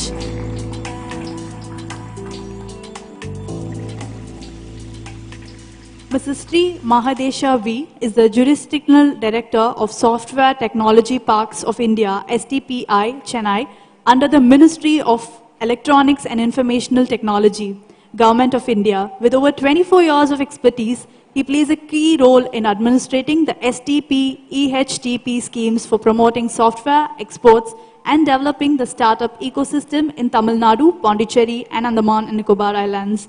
He has made significant contributions to the IT industry, ESDM sector, startups, e-governance, and cybersecurity. We welcome you, sir. I'd like to call upon our fourth panelist for today, Mr. Shrikant, CEO, ICT Academy. Can we all put our hands together and welcome him on the stage, please? Mr. Shrikant, Chief Executive Officer of ICT Academy of Tamil Nadu, is a seasoned leader with over 20 years of experience in education and IT, ITES sectors. Since joining ICT Academy in 2012, he has advanced through roles now driving strategic planning, government projects, corporate partnerships, and education technology. Passionate about bridging the industry academy skill gap, he promotes digital empowerment, entrepreneurship, and career development. A frequent speaker advocating initiatives like Skill India and India Digital. He excels in programming management, partnerships, and government relations. We welcome you, sir. Over to you, ma'am.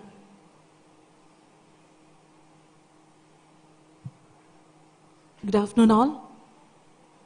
It's my proud privilege to be with this esteemed panel today. And as we all know, the pace at which the industry or the technology landscape is changing, it's important and very pertinent for the manpower to be ready for that. The world belongs to people who can innovate fast and keep up their pace with the moving technology space, right?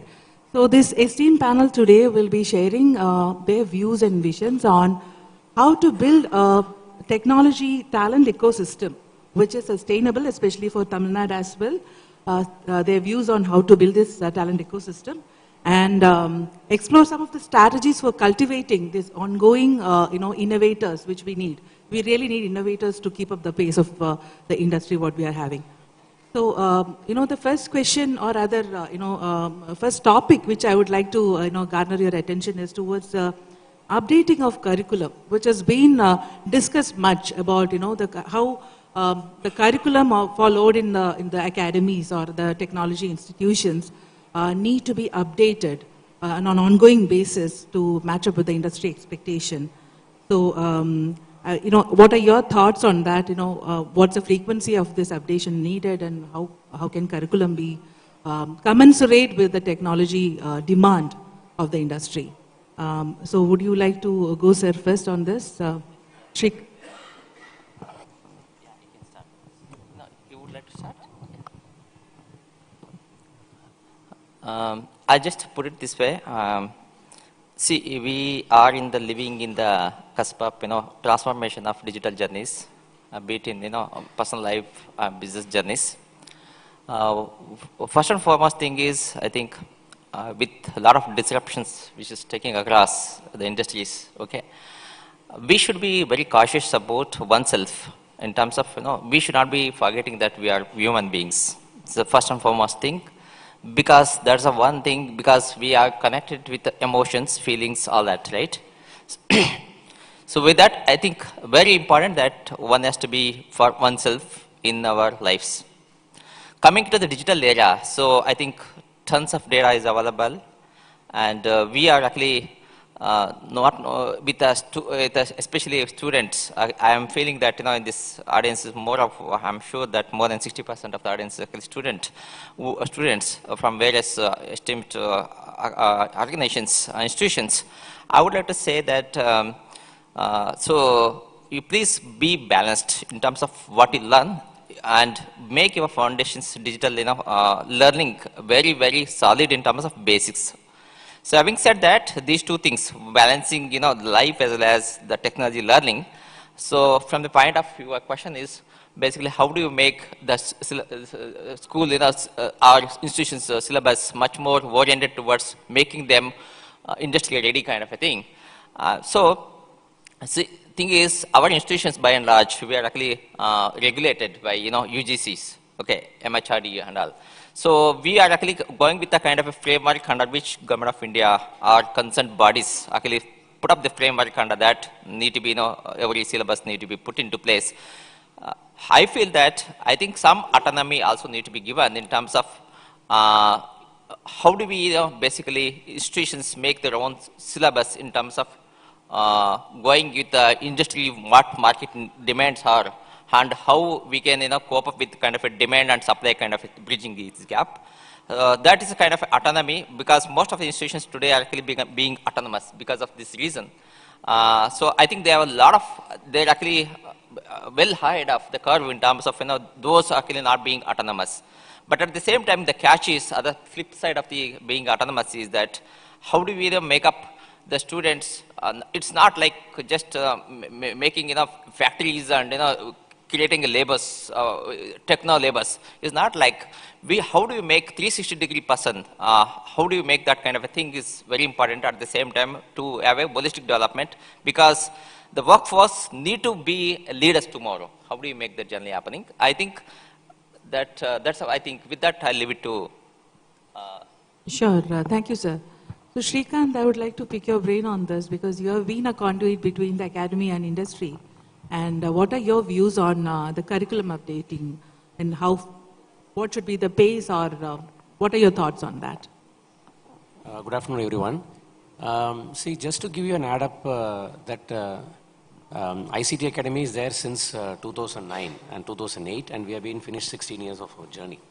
You can also visit our booth inside. So what I'm trying to give you, the perspective is that on the curriculum design, most of our services are endorsed by industry only from day one. So example like Oracle or a Salesforce or Fortinet networking, name any IT company, or giving their curation of their contents, everything to us. We are training the faculty. Through faculty, we are training the students, getting them the international certification, by which they are getting into the employment quotient. Just to give you a small example, that a company like MongoDB. MongoDB is almost similar like Oracle. They have a program called DBMS, which is the most sought after now. You name any company like Zomato or Swiggy, any of them, or the back-end platform is used by the MongoDB platform only.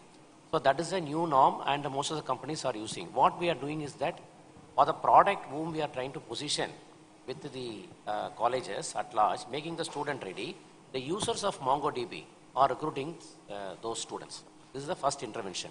Second, if any of the colleges are here want to really add up a new curriculum, we have a set of courses which are all industry-based courses. Autonomous colleges can straight away add up into their curriculum, no problem. Second is that with other Anna University colleges, you can have through BOS or this thing, you can take an approval and do it. So as the moderator was telling, our DNA or our paradigm is only the industry-based curriculum. So we have been nurturing, we have been changing it over a period of 16 years. And if you say Microsoft BA or Azure, which is also offered in a platter to the faculty and to the student. You name any technology, including we are talking to a company called Snowflakes. We find Snowflakes technology is well much used, a lot of industries are taking. We are gone into that. We also realized that AVGC, animation, visual, gaming, comics, which is a new norm, that a lot of companies are hiring. So we also gone into the domain. So whichever domain we feel there is an intervention required for a faculty or to a student, we can do. This is the first thing. Second, as the industry people are sitting, we are tied up with each and every industry in the market, starting from Infosys or HCL, any company you see, they are tied up with us. They give the pedagogy, content, everything. So my point to you is that at large, the solution of the academia industry gap or the analysis skill gap issues are being addressed continuously, theoretically and practically also. So that is being, intervention is being, we have been doing because that is our core working strength. Thank you, Shrikant. Ma'am, if you can, take on this. As companies, as a global organization operating in the tech space, how do you find the educational system producing industry-ready graduates? I think we just spoke about it in our lounge area as well. I think today every organization is invested in doing a lot of customized programs to ensure students coming from campuses are really industry ready or company ready, right? I think what you go through is a very generic curriculum. There is a need for us to invest, like Sharon was talking about, what they do at UPS, similarly we do at PayPal, invest in boot camps to ensure that there is readiness. But I think a few things that cannot be taught even in a boot camp, maybe I'll touch on that because I see a lot of student community here, is from a skill standpoint, your functional technical skills are a given. We expect you to come with fundamental skills, which we can help you groom, okay? That's a no-brainer. We can enable you to, get functional. But what we see as a gap today, every company is going through a transformation today. You take a business, and India is booming, with such stories. So how do you understand, not just know what you want, but have the attitude and the aptitude to get to what you want versus focusing on obstacles along the way? Many a time when you're going through transformation, the workforce has to rally, right? We need the entire organization to walk with us on that journey, and more often than not, we end up spending time not in developing products, but ensuring that people are, with us in this journey versus just saying, oh my God, this will not work, that will not work. So develop a mindset to follow.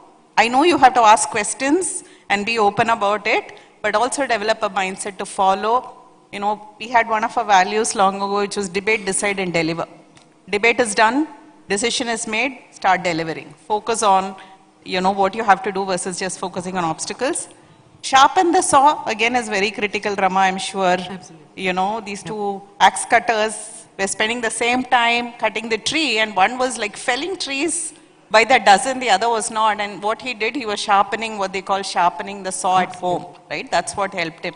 So continuous updation. We talk about innovation all the time.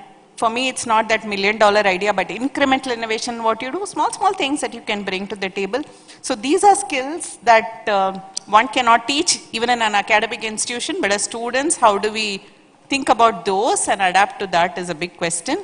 As companies, we are ever willing to work with academia to enable some of these through various, and there are various tools to do that. So I know it's a long-winded answer, but thank you for that question. Thank you for sharing your thoughts on that. Charan, would you like to chime in on that? Thank you. Good afternoon, everyone. We are on the consumer side. When I say consumer side, we pick people from colleges. So we are a consumer. We expect a certain limit of competency to come from there. But we also understand these are all freshers. You right from the colleges. There's a generic kind of topics being taught. But what we look out is that just not the technical front. Technically, yeah, you teach them .NET, Java, full stack, all fine. Theoretically, they're good. But practically, are they good is something that we sometimes find them a little lacking on that. So I think the exposure, again, we were talking on the launch, is that a lot of colleges have these internships as the last 6 months as a tick off and say, okay, do internship, you're off and done. I think internship should be there at least for a year. That's how people will learn, that's how people will know what's really happening in the industry. When we picked up a couple of people from few colleges, and of course it's not that we don't go for city-based colleges, but we are very clear that we want to hit tier 2, tier 3 colleges, because those guys, we find them a little more commitment level there, they're a little more agile, because if sometimes when we speak to students, they say, I want to do a job only in AI, I want to do only machine learning, they're not agile. I think that is not going to work for you guys. I think at least first formative years of, let's say 3-4 years, a student community has to be very, very agile. It's like, for example, we remember IIMs types, they will put across everything, marketing, HR, finance, for first 1 year, 2 year, they go through that, and then they put on a specific role to say, okay, this is where you are going to be. So I think the mindset of the students has to change that, first of all, let me be agile to come. The second is that, as Jayanti said, that, the soft skill is something that we find is something that we lack. When they say soft skill, for example, just imagine this. We are going to bring a student, they're going to talk to somebody in US, UK or Europe. First of all, they will get very, very perplexed and say that, what are these guys talking to me? I'm not able to understand. And if you don't understand that communication, what those guys are talking, it's very difficult for you guys to go back and also answer them back. You may be technically strong, but are you able to give the clarity of thought? Are you able to give that very clear communication to them? That's a little difficult. So along the technical skills, maybe the colleges can also concentrate on developing soft skills. Communication skills will be there and aptitude will be there. So that's what we look as a combination when we pick up people from the colleges. Just not technical skill. Technical anybody can do. For example, we just went to a college about 2-3 days back. Somebody scored a high 92% cutoff. But when talking to that particular person, they were not able to articulate the project itself. So technically they're strong, but then we shifted to a vernacular language, and then they were able to speak in Tamil very fluently, and very clearly they were able to tell us this what they did. So, but that is not the need of the hour, because we are going global. We are not in situation only in India or Tamil Nadu. It's about US, UK. A lot of GCs are coming down, setting up shops in India. So your communication skill has to be very, very good. You can do that. It's not that nobody from a rural side cannot do it. Anybody can speak. It's about practicing. Just about last point, we picked up from 15 people from a tier 2 colleges about 6 months back. One of them, one of our colleague's friend, they also went to a campus, and they saw 2 students talking in English. Okay, conversation in English in that sort of a tier 2 city. Then he asked them, this is why, I'm surprised that you guys are talking in English. Why? He said, we have been picked from the UPS. We know we're going to talk to US people, so we now started practicing not to talk in English. And that guy took the video, sent to me and said that this is what it's happening in the colleges. I thought we felt very happy about that. And that is what is required from the college community also. Yeah. That's inspiring, isn't it? So we can make 100 programs, but the ultimate readiness has to come from the student community, right? No willingness to go that extra mile and learn little extra than what the college curriculum is teaching is what is coming out from all my panel's discussion. So just just to pick the thread again between probably Madhish and Shrikant, how do we ensure that this sort of the ICT sort of initiatives are given to even the underserved communities or the far-fetched tier? You talk about tier 2. What about tier 3 or villages? So is there any direction from the government so far to take these sort of programs into lesser or other remote places of our country as well, because we are being a very, very large population here.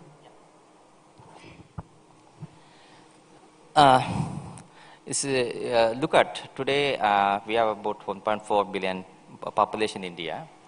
I think more than 50% we are already connected, internet connected.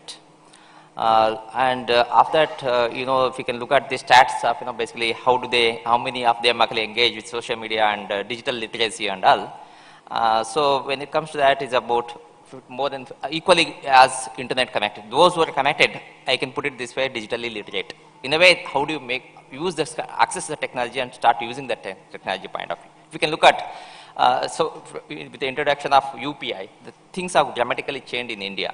That gives us one of the best example how basically we are adapting to those kind of technologies. In our basically digital lifestyle, how one has to be there, and also business entities can embrace those. But having said that, Government of India looking at the the very important aspect of digital in our society to uplift them and also making individuals digitally literate. A lot of programs have been unveiled. So for example, if you have to look at so National Skill Development Corporation is one of the entities actually closely working with the Government of India to skill building programs.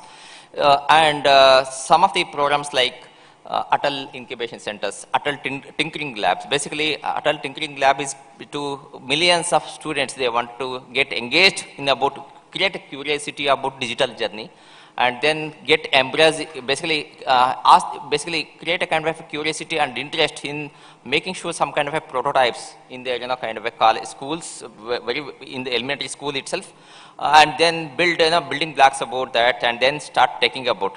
The moment actually the kids, actually the school goers get interest about it, actually they'll create an interest and then take it forward in terms of digital journeys. How do they become very technocrats and then eventually becomes the expert in that technical domains.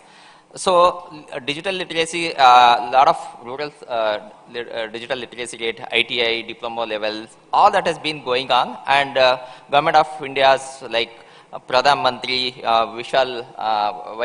this one, there is some PM VYS, okay, Kaushalya Yojana, Pradhan Mantri Kaushalya Yojana, that is also one of the important program, and Pradhan Mantri's apprenticeship program. So most of the students may not be knowing about these apprenticeship programs and this kind of a scheme. SID is also there, Skill India Digital Hub, like Skill India Digital Hub. So see, there are many programs, we can look at that, it gives a lot of about digital, how one can make use of the kind of technologies.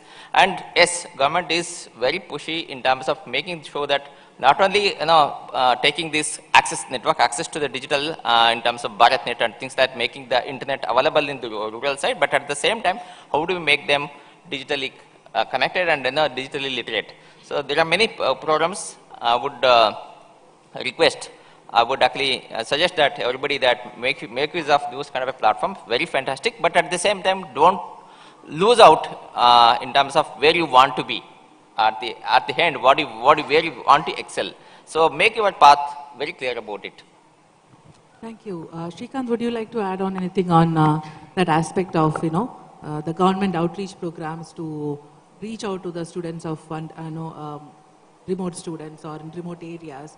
Or from the industry perspective also, like were you having any programs to connect with such underserved areas of our country? The intervention from government, we are doing a project. Actually, we are funded by MeitY only. The company was formed in 2008-9, funded by MeitY.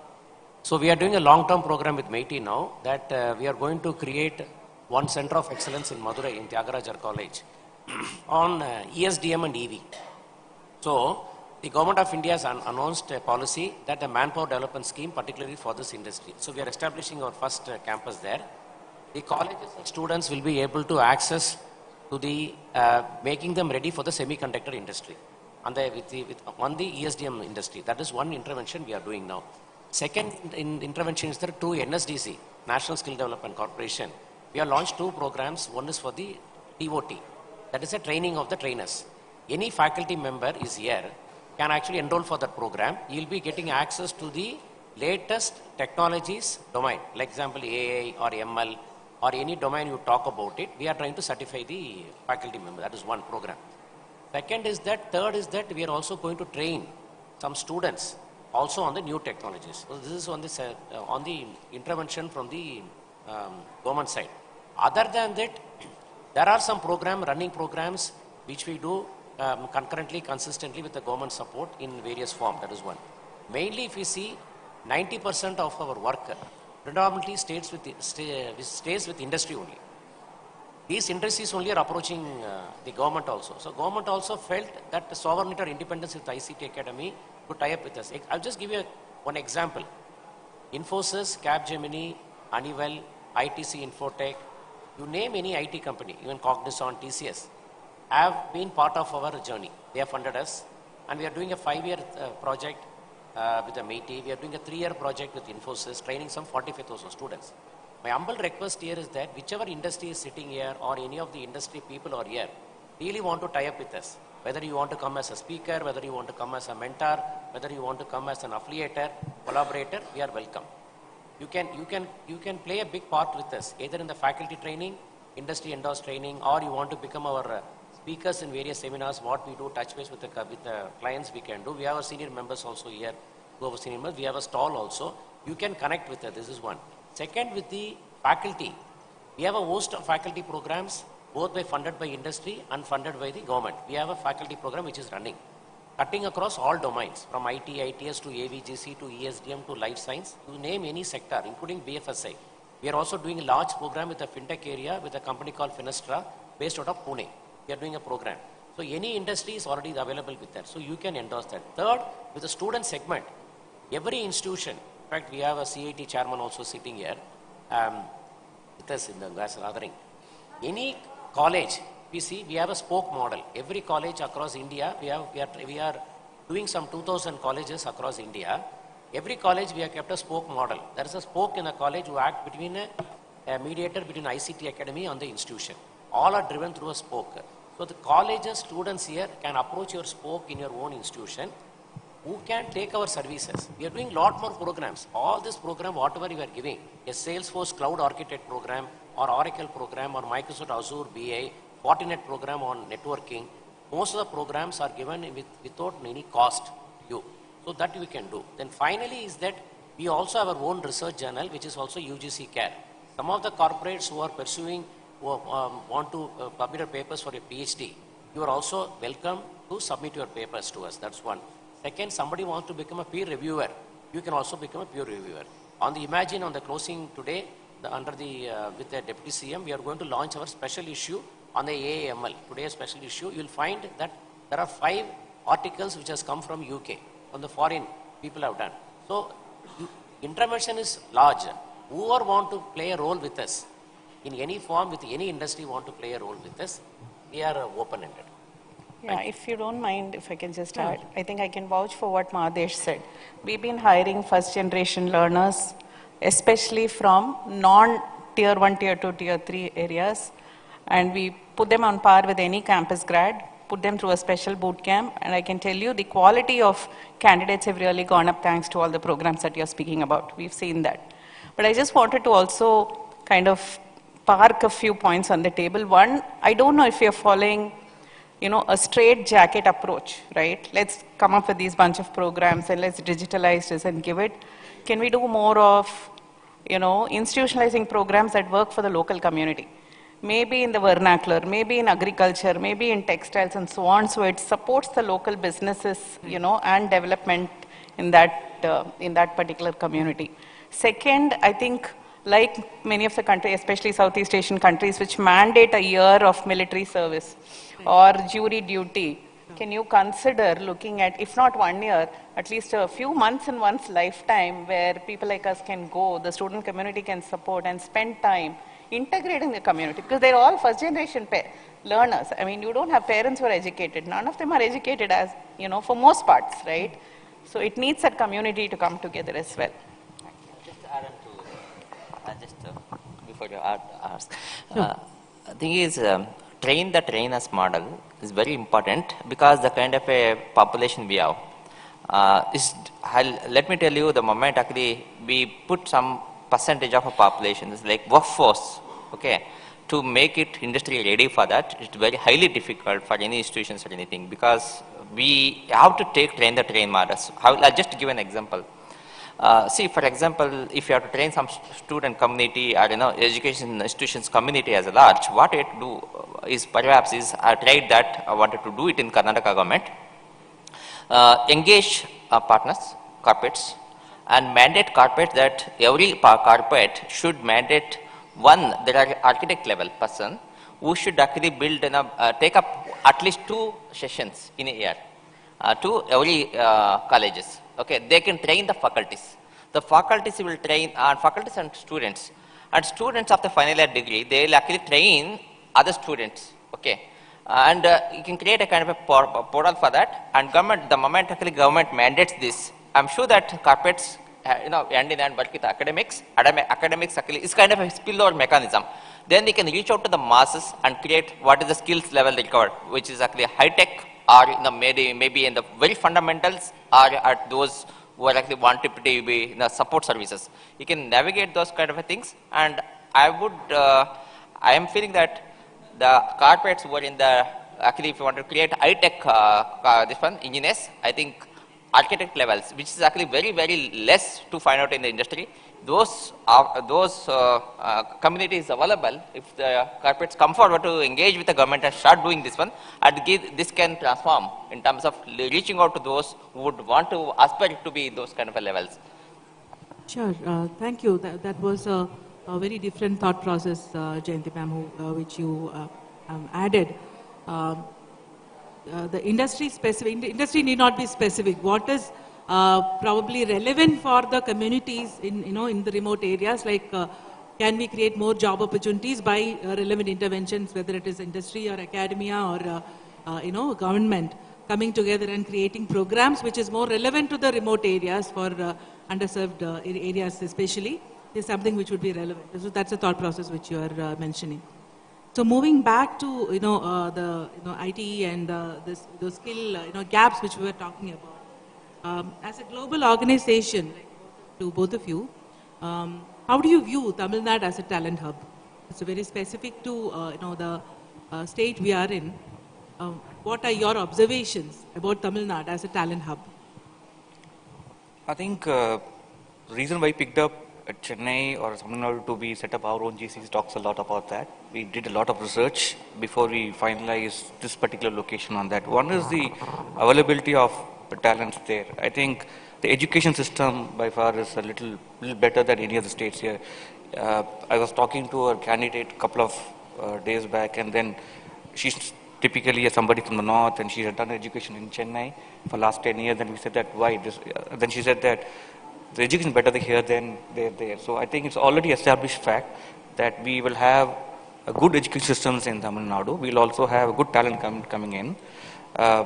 But what we also seeing now is that we may need to expand it beyond metros, for Chennai and kind of thing. So it needs to be a tier 2, tier 3.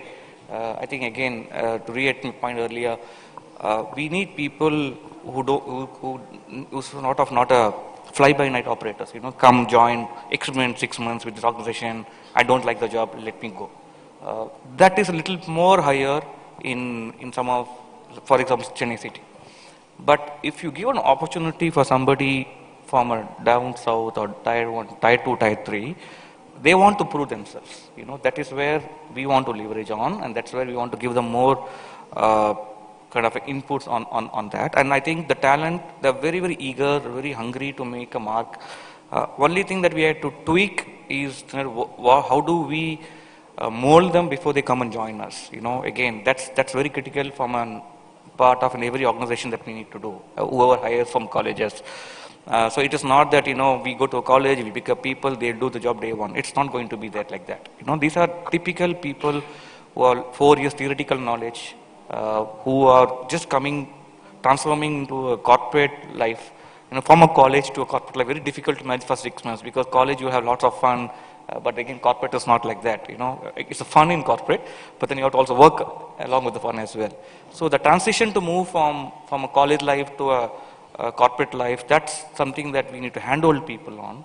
But I think if we as a corporate take responsibility to ensure that whom we picked up, because we don't pick, by seeing 10 people, we don't pick 8 people. To pick up those 50, 60 people, we could have seen some 600, 800 people. They could have gone to different assessments, then we picked up.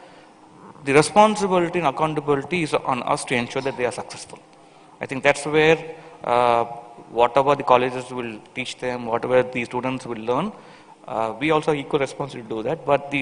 But whatever we've seen is that talent community in Tamil Nadu is really good. I think we will be expanding it in coming days as well. I think that's where we picked up this location. So it's no doubt this is a place that a GCC has to be there. Excellent. That's great news. That's great news. No, I'll just quickly add that we have a very thriving software development center in Chennai. We've just signed an MOU with the Tamil Nadu government where we've committed to hiring more 1,000 people for niche jobs across 3 years. So we feel really supported, with the current programs from the government, and the skill development programs are also kind of complementing the story. Like Charan said, 20%, I was just reading an article, 20% of the engineering population comes from the state. Great colleges. I feel the one issue that we had earlier around communication is getting better. I also feel there is global sensitivity and cultural orientation a lot more in the talent we pick up in Tamil Nadu, for sure. So those are all the parks, the IT parks and all that, there's space, and the government is reaching out to us to, kind of incentivize companies to come and settle, come and do work here. If there's one thing that I would see for us to get better is definitely, I know with metro and all that's getting better, but infrastructurally and commute, if you come out of the airport, I want my city to be like as green as some of the other cities, model cities, and clean and so on. And so that we can also attract the global community a lot more. Global talent. Yeah. And while we are great at fundamental technical communication is fine. I think leadership, strategic thinking is where I think we tend to invest a lot more. So would request if the government as well as the colleges can really leverage corporates as well. It's a joint kind of complementary action. We're here to support, but that's a few areas that we need to focus on. And of course, a startup community. How do we make it as thriving as some of the other states? Right, sure. While we look at for technically these are strong, you also need to understand that when these guys after 5-6 years, the aspiration to get in managerial level. I think that's somewhere we also feel that there's a little bit of a gap. So if this could be also part of a curriculum in terms of because the corporates we do a lot of leadership skill development programs where we bring people in for people experience and people who are at CXO levels also we send them for leadership learning. So if a government can also invest a little bit on that and colleges can invest on infusing the curriculum itself about leadership skills, I think that could be really it's basically a good combination of there are leaders can be made. It's not that they're born, so you can really make it up, but that's something that we also wanted to see if there could be a little bit of support and help from the government on this particular front. Sure, thank you. So those, If the time permits, I will just touch upon.